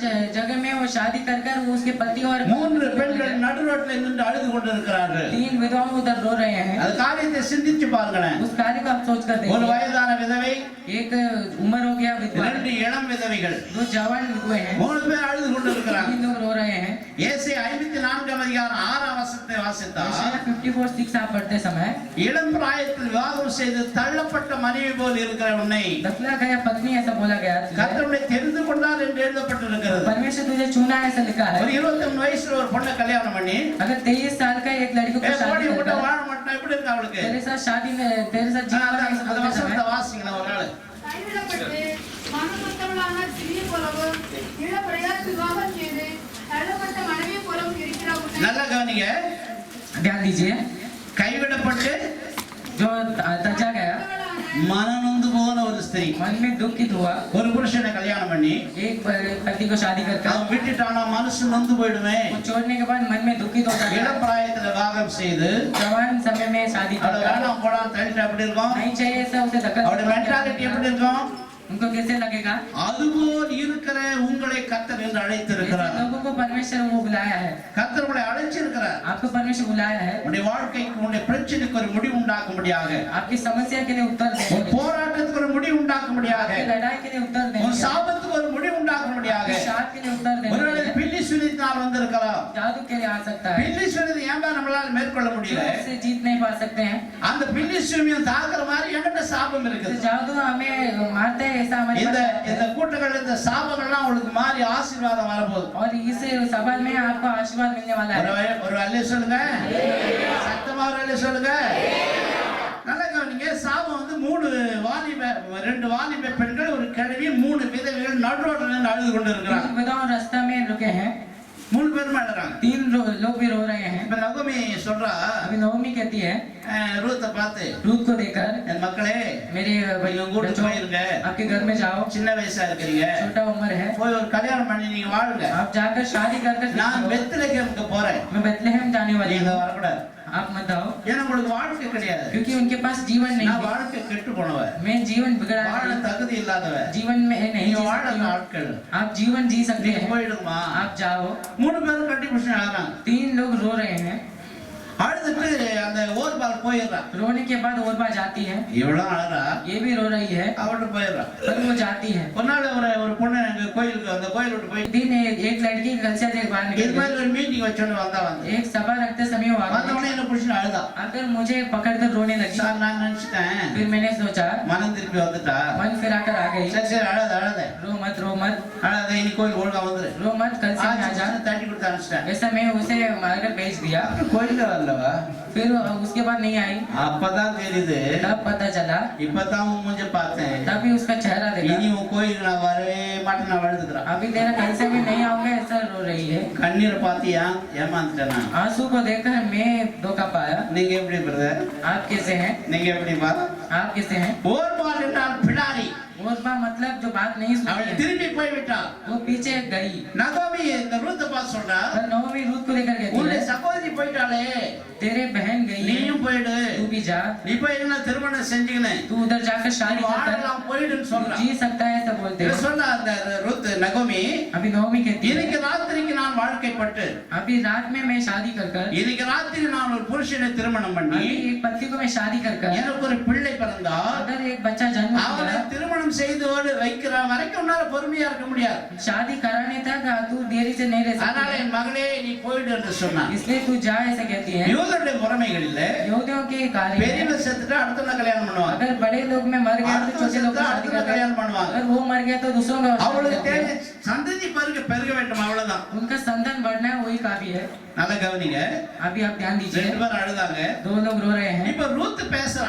अभी रूथ बात करती है, அந்த நகோமியை பார்த்து சொல்றா, नवमी को देखकर நீங்க कहती है, வேதத்துல 1ஆம் அதிகாரம் ரூத் புத்தகத்துல நீங்க வாசித்தீங்கன்னா, रूथ की पुस्तक में आप देखें, அங்க எழுது ரூத், अगर रूथ है, நான் உண்மை பின்பற்றாமல் मैं तुझे पीछा नहीं உன்னை करता, விட்டு திரும்பி போவதை குறித்து என்னோடு நீ பேச வேண்டாம். तुझसे अलग होने की बात मेरे पास नहीं I करे, am not get back. मैं पीछे नहीं எங்க पड़ती, தாய் வீட்டுக்கு நான் திரும்பி போக போறதில்ல. माँ के घर में नहीं जाने वाली இன்னும் हूँ। பெத்லகேம் எப்படிப்பட்ட இடம் என்று ரூத்துக்கு தெரியாது. बेथलेहम कैसा जगह ऐसा रूथ नहीं जानती है, நகோமியை மாத்திரம் தான் தெரியும். सिर्फ नवमी जानती है। நகோமியுடைய நடக்கை नवमी का चाल चलन ரூத்தை இழுத்து விட்டது. रूथ को पकड़ लिया है। நகோமியுடைய நல்ல குணம் नवमी का अच्छा गुण ரூத்தை கவர்ந்து விட்டது. रूथ को पकड़ लिया है। அருமையான தேவனுடைய பிள்ளைகளே, प्रेमी बच्चों, நீங்க மாமியாரா இருக்கிற நீங்க, आप सासू माँ உடைய हैं, நல்ல குணம் மருமகளை உன் பக்கம் இழுக்குமா? आपके अच्छा गुण क्या बहू को आपके पास மருமகளா आकर्षित करेगा? இருக்கிற நீ क्या दामाद आप है, உன்னுடைய மாமியாரை தாய் போல நினைக்க முடியுமா? क्या आपकी सासू माँ को माँ के जैसा सोच सकते हैं? அவள் அன்பு அவளை கவர்ந்து விட்டது. उसका प्रेम उसे आकर्षित அவளை करता பார்த்து है। சொல்றா, उसे देखकर कहती இப்ப है, பெத்லகேமுக்கு கிளம்புகிற நேரம். बेथलेहम में तैयार होने वाला நேரம் எப்படிப்பட்ட நேரம் अभी என்றால் कैसा समय है? இங்க வேதம் சொல்லுகிறது. वचन लिखा है அங்க 7வது வசனத்தை வாசித்தால் 7वां वचन में 6ஆம் வசனம் வாசிங்க. கர்த்தர் தம்முடைய ஜனங்களை கர்த்தர் தம்முடைய ஜனங்களை சந்தித்து சந்தித்து ஆகாரம் அருளினார் என்று அவள் மோவாப் தேசத்திலே கேள்விப்பட்டு நல்லா கவனிங்க. கர்த்தர் தம் ஜனங்களை சந்தித்து परमेश्वर लोगों से मिलकर அவளுக்கு ஆகாரம் தந்தினார். उन्हें भोजन दिया है। மோவாப் அந்த பெத்லகேம்ல ஒரு பஞ்சம் வந்தாலும் கூட अगर बेथलेहम में कोई தேவன் தம்முடைய ஜனங்களை சந்திப்பார். परमेश्वर अपने लोगों को நீங்க मिलता தேவ है। ஜனங்களா இருந்தால் परमेश्वर के लोग உங்களுடைய வாழ்க்கையில எப்பேற்பட்ட பஞ்சம் வந்தாலும் आपके जीवन में कितना எப்பேற்பட்ட போராட்டம் வந்தாலும் कैसा भी समस्या आएगा, கர்த்தர் உங்களை சந்திக்கிற ஒரு நேரம் இருக்கிறது. आपको मिलने का परमेश्वर का கர்த்தர் समय है। கண்டிப்பா உங்களை சந்திப்பார். उस दिन परमेश्वर आपको உங்களுடைய देखेगा। வறுமைகள் மாறும், आपके कंगाल உங்களுடைய सब हट கஷ்டங்கள் जाएगा। மாறும், आपके कष्ट सब உங்களுடைய बढ़ கவலை जाएगा। எல்லாம் மாறிடும். आपके दुख सब हट கர்த்தர் जाएगा। தம்முடைய ஜனங்களை சந்தித்து ஆகாரம் தந்தார் என்று கேள்விப்படார் மோவாபிலே. परमेश्वर आपने प्रजा को भोजन वस्तु दिया है, ऐसा वो सुन இந்த ஆலயத்தை விட்டு अनेक ஜனங்கள் போக்குவரத்துமா இருக்கிறாங்க. कलसिया में जो आते जाते हैं இந்த सब ஆலயத்தை ஆசீர்வதித்து கர்த்தர் உயர்த்துகிறதை அநேகர் கேள்விப்பட போறாங்க. आशीष कर परमेश्वर इस कलसिया को बढ़ाने वाले அதனால அவங்க துக்கப்பட்டு ஒரு ஆசீர்வாதம் கிடைக்க போகிறது. दुखित होकर कुछ आशीर्वाद नहीं मिलता கர்த்தர் है। தம்முடைய ஜனங்களை சந்தித்து ஆகாரம் தந்தார் என்று கேள்விப்பட்டார்களா? परमेश्वर अपने प्रजा को भोजन दिया है, सब ஒரு காலம் இருக்கிறது. एक समय है। இந்த சபையுடைய மேன்மை குறித்து கேள்விப்படுகிற காலம். इस कलसिया का महत्व के बारे में இந்த போதகரை கொண்டு கர்த்தர் அற்புதங்களை அடையாளம் செய்கிற ஒரு காலம் இந்த வருஷத்துல இருக்கிறது. सेवक को लेकर चिन्ह अद्भुत करने वाला एक समय आने वाला है। ஊரும் உலகமும் கேள்விப்படலாம் போகிறது பாருங்க. पूरा दुनिया सुनने वाला है। கேள்விப்பட்ட உடனே सुनने के बाद அவர் புறப்பட்டு வந்தாராம். वो तैयार होकर அது आते हैं। புறப்பட்டு வருகிற காலம் என்ன காலம் என்றால் तैयार होकर आते समय அது கோதுமை அறுவடை காலமா இருந்தது. गेहूं को काटने वाला एक समय था। அறுவடை காலத்திலே புறப்படுகிறார்கள். वो काटने के समय में तैयार होते हैं। அப்பத்தினுடைய பெத்லகேமிலே எப்பவுமே வறட்சி வராது பிரதர். भोजन के घर में कभी भी कंगाल नहीं होगा, எப்பவுமே வறட்சி வராது. कभी भी कंगाल नहीं ஒரு होगा। நாள் வரும், एक दिन आएगा, அறுவடை காலம் வரும், एक काटने का दिन आता है। கோதுமை அறுவடை காலம் வரும். काटने का एक दिन आता இது है। ஆவிக்குரிய சபையில வாழ்கிற ஒரு மனுஷனுக்கு, आदमी के जीवन जीने वाले एक मनुष्य சத்திய के लिए, வசனத்தை கேட்கிற ஒரு மனுஷனுக்கு, सच्चाई के वचन सुनने वाले मनुष्य தேவனுடைய के लिए, உபதேசத்தை கேட்கிற ஒரு மனுஷனுக்கு परमेश्वर का उपदेश सुनने वाले मनुष्य के எப்பொழுதும் लिए பஞ்சம் இருக்கிறது. कभी भी எப்போதும் போராட்டம் வராது. कभी भी समस्या नहीं ஆண்டவர் இந்த आएगा। வருஷத்துல உங்களை சந்திக்க போகிறார். परमेश्वर इस स्थान पर கர்த்தர் देखने தம்முடைய वाला है। ஜனங்களை சந்தித்து परमेश्वर अपने प्रजा को देखा, ஆகாரம் தந்தார் என்று கேள்விப்பட்டான் அவன். उन्हें भोजन दिया है, तो वो सुनती है। ஊர் உலகம் கேள்விப்படுகிற ஒரு நாள் வரும். देश सुनने वाला एक அந்த समय நேரம் आएगा, தான் அவள் புறப்பட்டு வரான். इसलिए वो तैयार होकर आती இப்ப है। ரூத்துடைய தீர்மானம் என்ன?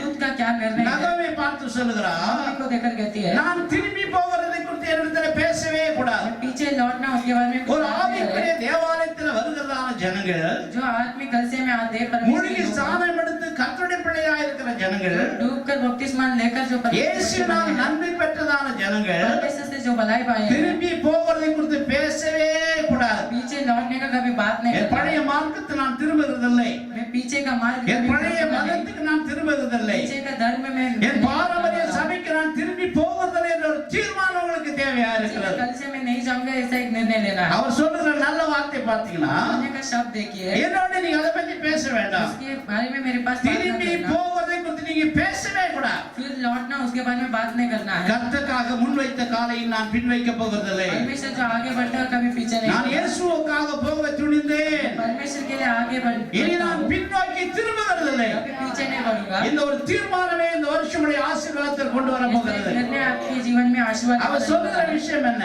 कहने का विषय क्या है? அவர் சொல்றாரு, நீ போகிற இடத்துக்கு நான் வருவேன், நீ போகும் இடத்துக்கு நான் வருவேன். जिस जगह तू जाती उस जगह में आऊंगी। இஸ் அடாப்டட் மத தாயாய் அவனை ஏற்றுக்கொண்டான். वो उसे माँ के समान रोज தன் சொந்த வீட்டை மறந்து விட்டான். वो अपने घर को भूल गई, நம்முடைய பழைய வாழ்க்கையை அவன் மறந்து விட்டான். जूना जीवन को भूल गई है। அவங்க ஊர்லதான் இருக்கிறான். वो उनके साथ அவங்க அப்பா அம்மா கூட இருக்கிறாங்க. पिता के साथ ही रहती है। ஆனால் மருமகள் இடத்துல தேவனை அவள் கண்டாள். पर बहू के पास परमेश्वर को देखिए, இவளிடத்துல தேவ பிரசன்னத்தை காணுகிறாள். इसके पास परमेश्वर का प्रसन्नता அவள் को புறப்பட்டு देखिए। போகிறாள். ये तैयार होकर जा நம்பர் रही 1 அவள் சொல்லுகிறாள், है। पहले वो कहते हैं, என்னோடு நான் திரும்பி போகிறதை குறித்து நீ பேச வேண்டாம். मेरे साथ फिर लौटना उसके நீ बारे में बात मत போகிற करना। இடத்துக்கு நான் வருவேன். जिस जगह तू जाती है उस நீ जगह எங்க में आऊंगी। போனாலும் நான் வருவேன். कहाँ भी तुम जाए तो நான் आऊंगी। கர்த்தருக்காக உம்மோடு கூட வருவேன். परमेश्वर के लिए आपके साथ நீ आएंगे। போகிற இடத்துக்கு வருவேன். जिस जगह आप आप जाएंगे उस நீ जगह में தங்கும் आएंगे। இடத்திலே நான் தங்குவேன். जिस जगह में आप रहते हो उस நீ जगह में தங்குற இடம் எதுமானாலும் आप कौन सा भी जगह நான் உன்னை रहेंगे, நம்பி நான் தங்குவேன். मैं आपको भरोसा நீ करता தங்குற हूँ। இடத்திலே நான் தங்குவேன். रक्षा रहने உம்முடைய वाले ஜனம் रहेगी। தான் என்னுடைய ஜனம். आपके प्रजा मेरा प्रजा है। இந்த தேவாலயத்தில் ரட்சிக்கப்பட்டு ஞானஸ்நானம் எடுத்த எல்லாருமே इस कलीसिया में उद्धार पाकर बपतिस्मा लिया है। எல்லாரும் தேவ ஜனங்கள் தான். सभी लोग परमेश्वर के प्रजा இவங்க हैं। தான் எனக்கு சொந்தக்காரங்க.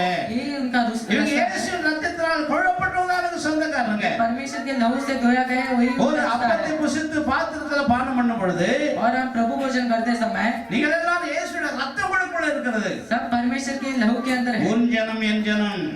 आपके प्रजा मेरा இந்த प्रजा है। ஆலயத்துல வந்து இருக்கிற நீங்கள், इस कलीसिया में जो आए हैं, இந்த பந்தியில அப்பம் போடுகிறதான நீங்கள், जो आप रोटी देते हैं, நீங்க தாங்க இயேசு பிள்ளைங்க. आप परमेश्वर के बच्चों இவன் हैं। தான் அண்ணன், आप ही भाई, இவன் தான் தம்பி, यही आपके இவன் छोटे தான் भाई என்னுடைய हैं। உறவு. ये मेरा रिश्ता है। உன் ஜனம் என் ஜனம். तेरा प्रजा मेरा இயேசு प्रजा ஒரு है। சமயம் போய் கொண்டிருந்தா एक बार परमेश्वर जा रहा था இயேசுக்கு பின்பாக நிறைய பிள்ளைங்க பிறந்தாங்க. और परमेश्वर के पीछे कुछ लोग யோசே, யாக்கோபு, இன்னும் நிறைய பெண்கள்லாம் மரியாளுக்கு பிள்ளைங்க பிறந்தாங்க. ऐसे याकूब ऐसा बहुत सारे बच्चों जन्म किए। இவளை இயேசு ஏற்றுக்கொள்ள, ये सब परमेश्वर को स्वीकार नहीं करते। இயேசு அவளை ஏற்றுக்கொள்ளாதனால वो परमेश्वर को स्वीकार नहीं करते इसलिए பிரபலமாய் காட்டிக்கொள்ள விரும்புகிறவன் எவனும் அந்தரங்கத்தில் அற்புதம் செய்ய மாட்டான், வெளியே போய் அற்புதம் செய்ய என்று சொல்லி இயேசுவை கடிந்து கொண்டார்கள். जो बाहर अद्भुत कर सकता है वो अंदर में अद्भुत करेगा, ऐसा परमेश्वर को डांटे। யார் கடிந்து கொண்டது? किसको डांटे? இயேசுவுக்கு பின்னாடி परमेश्वर के पीछे மரியாளுக்கு பிறந்த பிள்ளைகள். मरियम के बच्चों। சில இடத்துல சொல்லுவாங்க இயேசு கன்னி மரியா அப்படின்னு. कुछ लोग कहते हैं वो कन्या स्त्री की இயேசு பிறக்கிற வரைக்கும் தான் கன்னி மரியாவ. पर वो परमेश्वर जन्म होने तक ही वो कन्या இயேசு थी। பிறந்த பிறகு அவளுக்கு நிறைய யோசேப்பு அவளுக்கு பிள்ளைகள் பிறக்கிறாங்க. उसके बाद बहुत सारे बच्चों में उसका जन्म हुआ है। ஒரு பேர் யோசேன் பேரு, पहले उसका இன்னொரு பேர் யாக்கோபு பேரு, फिर उसका याकूब का नाम இன்னொருத்தர் है, இருக்கிறான். फिर और एक है। இன்னும் பெண்கள் எல்லாம் பிறக்கிறாங்க. ऐसा कोई बहन இவளெல்லாம் है, இயேசுவை ஏற்றுக்கொள்ளவில்லை. ऐसा परमेश्वर को स्वीकार नहीं இயேசு பார்த்து करते हैं। சொல்றாங்க, यीशु को देखकर कहते தன்னை हैं பிரபலமாய் காட்டிக்கொள்ள விரும்புகிறவன் அந்தரத்தில் அற்புதம் செய்ய மாட்டான். जो अद्भुत कर सकता है वो अंदर में अद्भुत करेगा, நீ வெளியரங்கமா போய் அற்புதம் செய். वो बाहर जाकर अद्भुत करना है। அவருடைய சகோதரனுடைய விசுவாசாதபடி அப்படி சொன்னார்கள். भाई लोग विश्वास नहीं करते इसलिए ऐसा करते हैं। விசுவாசாத சகோதரர்கள் இயேசுக்கு இருந்தாங்க. जो विश्वास नहीं करते सब भाई बहन थे। இயேசு சொன்னார், पर परमेश्वर कहा தீர்க்கதரிசிக்கு சொந்த வீட்டுல கனம் இல்லை என்று சொன்னார். भविष्यद्वक्ता को अपने खुद के घर में आदर नहीं இயேசு है। ஒரு தீர்க்கதரிசி, परमेश्वर एक भविष्यद्वक्ता சொந்த है, வீட்டுல ஒரு கனம் இல்லை. अपने खुद का घर में उसका அதான் आदर नहीं சொன்னார், है, சொந்த வீட்டுல கனம் இல்லை என்று சொல்லி. इसलिए अपने खुद का घर में आदर இப்ப नहीं है। மரியாளுக்கு இயேசு பத்தி தெரியும். मरियम यीशु के बारे में जानती இவங்க है எப்படியாச்சும் ரட்சிக்க பண்ணுமே ஒரு பிள்ளைங்க. कि कैसे भी उद्धार पाना है। இயேசு எங்கெல்லாம் பிரசங்கம் பண்ணுகிறாரோ जहाँ परमेश्वर प्रचार करता है அங்கெல்லாம் மரியாள் இந்த பிள்ளைகளை கூட்டிட்டு போறது வழக்கம். वहाँ मरियम ऐसे लेकर जाती है। ஒரு இடத்துல இயேசு பிரசங்கம் பண்ணி கொண்டிருக்கிறார். एक जगह में परमेश्वर प्रचार कर रहा है। இயேசு தாய் தந்தை தன்னுடைய பெண் பிள்ளைகளையும் தன்னுடைய ஆண் பிள்ளைகளையும் கூட்டிட்டு அங்க வராங்க. ऐसे अपने लड़कों लड़की को लेकर आ रहे हैं। இயேசு அவளெல்லாம் பார்க்க எல்லா சீசன்லாம் பார்க்கறாங்க. चेल लोग देख रहे हैं, எல்லாம் பேசிக்கிறாங்க. सब लोग बात कर रहे हैं। இயேசு தாய் வந்துறாங்க. यीशु के माँ आ रहे हैं, இயேசு சகோதரர் வந்துறாரு. यीशु के भाई आ रहे हैं, இயேசு சகோதரி வந்துறாங்க. यीशु की बहन आ रहे हैं। இயேசு காதுல விழுது. फिर यीशु के कानों में सुनाई दिया। இயேசு சொன்னா, यीशु ने कहा யார் என் சகோதரர், कौन मेरा भाई है, யார் என் சகோதரி, कौन मेरा बहन है, யார் என் தாய். कौन मेरा माँ है। தன் கையை சீஷர் பக்கமாய் நீட்டி, वो उनका हाथ को फैला என் कर வசனத்தின்படி நடக்கிற இவர்களே தாயும் சகோதரரும் சகோதரியுமாய் இருக்கிறார் என்று जो சொன்னார். मेरे वचन के हिसाब से चलते हैं, वही मेरा माँ और நீங்க भाई இயேசு है। வசனத்தின்படி நடந்தா आप परमेश्वर के वचन के हिसाब से चलते இயேசுக்கு हैं, தாயா இருக்கலாம், परमेश्वर के माँ हो सकते இயேசுக்கு हैं, சகோதரியா இருக்கலாம், परमेश्वर के बहन हो सकते हैं, இயேசுக்கு சகோதரனா இருக்கலாம். परमेश्वर के भाई हो सकते நமக்கு हैं। ஒரு சகோதரர் உண்டு. हमारे एक भाई है, அவர்தான் ஆண்டவராகிய இயேசு. वही हमारा यीशु है। அவர் கடவுள் மாத்திரமல்ல, वो परमेश्वर का நமக்கு है, நண்பனுக்கு நண்பனாய், हमारे दोस्त के लिए, சகோதரனுக்கு சகோதரனாய் भाई के लिए भाई நம்முடைய जैसा, ஆண்டவர் நம்மோடு கூட இருக்கிறார். हमारे साथ அவர்தான் परमेश्वर है। சொன்னாரு, वही कहा, இதோ உலகத்தின் முடியும் இருந்தோம் अभी जगत के अंत நான் तक உங்களோடு கூட இருக்கிறேன் என்று मैं आपके சொன்னார். साथ रहता हूँ ऐसा கரங்களை कहा। வைத்து அல்ல சொல்லுங்க. பின்ன சொன்னா அவள, फिर कहते हैं நீ போற இடத்துக்கு வருவேன், तू जो जगह में जाती है उन उसमें जन्म, मैं आऊंगा। तेरे प्रजा मेरा உன் प्रजा है, தேவன் என் தேவன். मेरा परमेश्वर मेरा நீ परमेश्वर है। ஆராதிக்கிற கடவுள் தான் நான் ஆராதிப்பேன். वो आराधना करने वाला புருஷ परमेश्वर ஒரு में आराधना கடவுளை, மனைவி करूंगा। ஒரு கடவுளை ஆராதிக்கிறதா? पति एक परमेश्वर को और पत्नी அவர் சொன்னார், परमेश्वर நீ को। ஆராதிக்கிற கடவுளை தான் நான் वो ஆராதிப்பேன். आराधना करने वाला உன் परमेश्वर में தேவன் आराधना என் करूंगा। தேவன். तेरा परमेश्वर இந்த மாறு வேளையிலே अभी इस இங்க समय வந்திருக்கிற எல்லாருமே आए सभी लोग இயேசு ஒருவர்தான் தேவன். यीशु आपके लिए परमेश्वर है। திருந்தாதவருடைய கணவரை பார்த்து சொல்லுங்க, वैसे पति को देखकर திருந்தாத மனைவியை பார்த்து சொல்லுங்க, जो बिगड़े हुए பெண்களை பார்த்து சொல்லுங்க, बच्चों को देखकर என் தேவன் தாவா உன் தேவன், मेरा परमेश्वर உன் तेरा தேவன் தான் परमेश्वर என் है, தேவன். मेरा परमेश्वर मेरा ஆளுக்கு ஒரு परमेश्वर தெய்வம் है। அல்ல. सभी लोग के लिए ஆளுக்கு अलग ஒரு अलग இடத்துக்கு நாங்க போக மாட்டேன். अलग अलग நாங்கள் परमेश्वर ஒருமித்து கர்த்தரையே ஆராதிப்போம். साथ मिलकर परमेश्वर को ही आराधना करेंगे। ரெண்டு சொல்லுங்க. பின்னால சொல்றா, फिर कहती है மரணத்தை தவிர मृत्यु के வேறொன்றை என்னை பிரிக்க கூடாது. और कुछ नहीं छोड़ेगा। இந்த ஆலயத்துக்கு வந்திருக்கிற நீங்க ஒரு தீர்மானம் பண்ணணும். इस कलिसिया में आए आप இந்த பாஸ்டரை விட்டுட்டு इस पासवान இந்த ஆலயத்தை விட்டு நான் போனேன்னா इस कलिसिया को छोड़कर अगर என் மரணத்தை தவிர வேற ஒண்ணும் கிடையாதுயா. मेरे मृत्यु को छोड़कर और कुछ नहीं। இப்படிப்பட்ட தீர்மானம் தான் உன்னை ஆசீர்வதிக்க முடியும். इससे एक निर्णय आपको आशीष कर सकता है। மரணத்தை தவிர வேற ஒன்று இந்த ஆலயத்தை விட்டு என்னை பிரிக்காது. मृत्यु को छोड़कर इस कलिसिया से मुझे कुछ अलग பவுல் नहीं कर சொல்றான், सकता है। கிறிஸ்து நன்மை விட்டு யார் என்னை பிரிக்க முடியும்? पौलुस कहते हैं परमेश्वर के प्रेम से कौन मुझे अलग कर सकता है। அல்லேலூயா சொல்லுங்க. அதுக்கப்புறம் ஒண்ணுமே பேசல. फिर कुछ बात नहीं किया। எல்லாம் புறப்பட்டு நேரா பெத்லகேமுக்கு போறாங்க. तैयार होकर फिर बेथलेहम जाते நவோமி हैं। சொந்த ஊருக்கு போறா. फिर नवमी अपने खुद के ரொம்ப गांव நாள் जाती கழிச்சு है। கன்னியாகுமரியில வந்து ரொம்ப நாள் கழிச்சு 50 வருஷம் 40 வருஷம் இங்க இருந்துட்டீங்க. वैसे बहुत साल होने में 40 साल इस जगह में है। ஒரு 40 வருஷம் கழிச்சு ஊருக்கு போனா எப்படி இருக்கும்? 40 साल के बाद आप आपके गांव में எல்லாம் 40 साल कैसे பேசுறாங்க. लगेगा? எல்லாம் பேசுறாங்க. सभी लोग बात करेंगे। இந்த அம்மா வந்துட்டடா. ये माँ आई है, இதெல்லாம் அவங்க ஊரு. ये उनका गांव है। பேசுவாங்களா இல்லையா? ऐसे बात करेंगे कि அது மாதிரி அங்க பேசிக்கிறாங்க. ऐसे उस जगह में बात இது करेंगे। நகோமி வந்துட்டான்னு சொல்றாங்க. नवमी आगे से कहते நகோமி हैं। என்றால் இன்பம் என்ற அர்த்தம். नवमी मतलब मधुरपना होता அவ है। சொல்றா, फिर वो कहते என்ன हैं நகோமின்னு ஏன் சொல்றீங்க? क्यों मुझे நான் நிறைவுள்ளவளாய் போனேன், मैं सोचा नहीं गई, குறைவுள்ளவளாய் வந்தேன். मैं पूरा खमी से இங்க आई। இருக்கிறது எல்லாம் வீட்டெல்லாம் வித்துட்டு அங்க போயிட்டா மோவாபுக்கு. ये सब उधर बेच ஒரே कर ஒரு उधर வீடு जाती மட்டும் அங்க है। இருக்குது. सिर्फ एक घर है, இப்ப சொல்ற எல்லாம் தோத்து போச்சாங்க. उधर सब हार गया। ஒரு கர்த்தருடைய பிரசன்னத்து வெளியே போனா परमेश्वर की प्रसन्नता से बाहर जाते சம்பளம் समय போய்விடும், आपके पगार ஒரு जाएगा, வருமானம் போய்விடும், आपके पगार ஒரு जाएगा, வாழ்க்கையே போய்விடும். आपका जीवन जाएगा। கர்த்தர் இல்லாவிட்டா எப்படி ஒண்ணு வாழ முடியும்? कैसे आप आपके அவ साथ சொல்றா, என்ன நகோமின்னு சொல்லாதீங்க. नवमी ऐसा मत அவ बोलिए। சொல்றா, கர்த்தர் என்னை சிறுமைப்படுத்தி परमेश्वर मुझे छोटा कर சர்வ வல்லவர் என்னை கிளேசப்படுத்தினார். सर्वशक्तिमान मुझे दुख நீங்களா என்ன நகோமின்னு ஏன் சொல்றீங்க? मुझे नवमी ऐसे कहें, என்னம்மா மாறான்னு சொல்லுங்க. मुझे मारा ऐसा बुलाए। கர்த்தர் அவளை சிறுமைப்படுத்தவில்லை, इसे परमेश्वर छोटा ने बनाया, கர்த்தர் அவளை தண்டிக்கவே இல்லை. परमेश्वर उसे कभी दंड नहीं இவனால दिया। சாபத்தை போய் தெரிஞ்சுக்கணும். ये शाप को 10ஆம் தலைமுறை வரை சாபத்து கொடுக்கிற வீட்டுல போய் பொண்ணு கட்டிட்ட நீ, 10 पीढ़ी तक जो शापित घर है அதனால சாபமாய் போயிடுச்சு. वो पूरा शापित हो இப்ப गया है। எல்லாம் அங்க பெத்லகேமுக்கு வந்துட்டாங்க. सभी लोग बेथलेहम में आते हैं। பிரியமான தேவனுடைய பிள்ளைகளே, मेरे प्रिय இப்ப लोग, பெத்லகேமுக்குள்ள வந்தார்கள். अब बेथलेहम के अंदर आते हैं। இப்ப ரெண்டு பேருக்கும் சோறு கிடையாது. दोनों लोग के पास भोजन नहीं। இது வயசான விதவை இளம் விதவை. अभी एक जवान विधवा और ஏதோ ஒரு வீடு இருந்துச்சு, அவங்க வீட்டுக்கு போயிட்டாங்க. अभी एक घर है इसलिए गए பக்கத்துல வேற கொஞ்சம் நிலம் இருக்குது. और कुछ खेत है ரொம்ப போட்டு வந்தா எவ்வளவு நல்லதா போச்சு பாருங்க. उधर रख के गए, इसलिए बहुत अच्छा हुआ। வித்துட்டு போயிருந்தா என்ன பண்ணிக்க अगर முடியும்? वो बेच दिया तो क्या कर ரெண்டு सकते பேரும் हैं। வீட்டுல உட்கார்ந்துக்கிறாங்க. 2 लोग घर पे बैठे हैं, சாப்பாடு இல்ல. भोजन नहीं। மாமியாரை பார்த்து புது ஊர் அவளுக்கு वो सासू माँ को देख रहे हैं, சாப்பாடுக்கு என்ன பண்றதுன்னு கேட்கலாமா? क्या भोजन के लिए क्या நான் தான் करना அப்பவே வரக்கூடாதுன்னு சொன்னேன்ல, है? अभी नहीं आना चाहिए सभी சொல்லுவாரா को। இல்லையா? क्या बोल सकती है कि नहीं? ரெண்டாவது கேள்வி வேற வயசாச்சு, फिर वो उम्र वाली है, என்ன பண்றது? क्या करना है? இவ கேக்குறா, ये पूछती है। இது அறுவடை காலத்துல வந்திருக்கிறமே, अभी हम काटने के समय எங்க में அம்மா आए हैं। எங்கன்னா போய் நான் கதிர் பொறுக்கின்னு வரவா?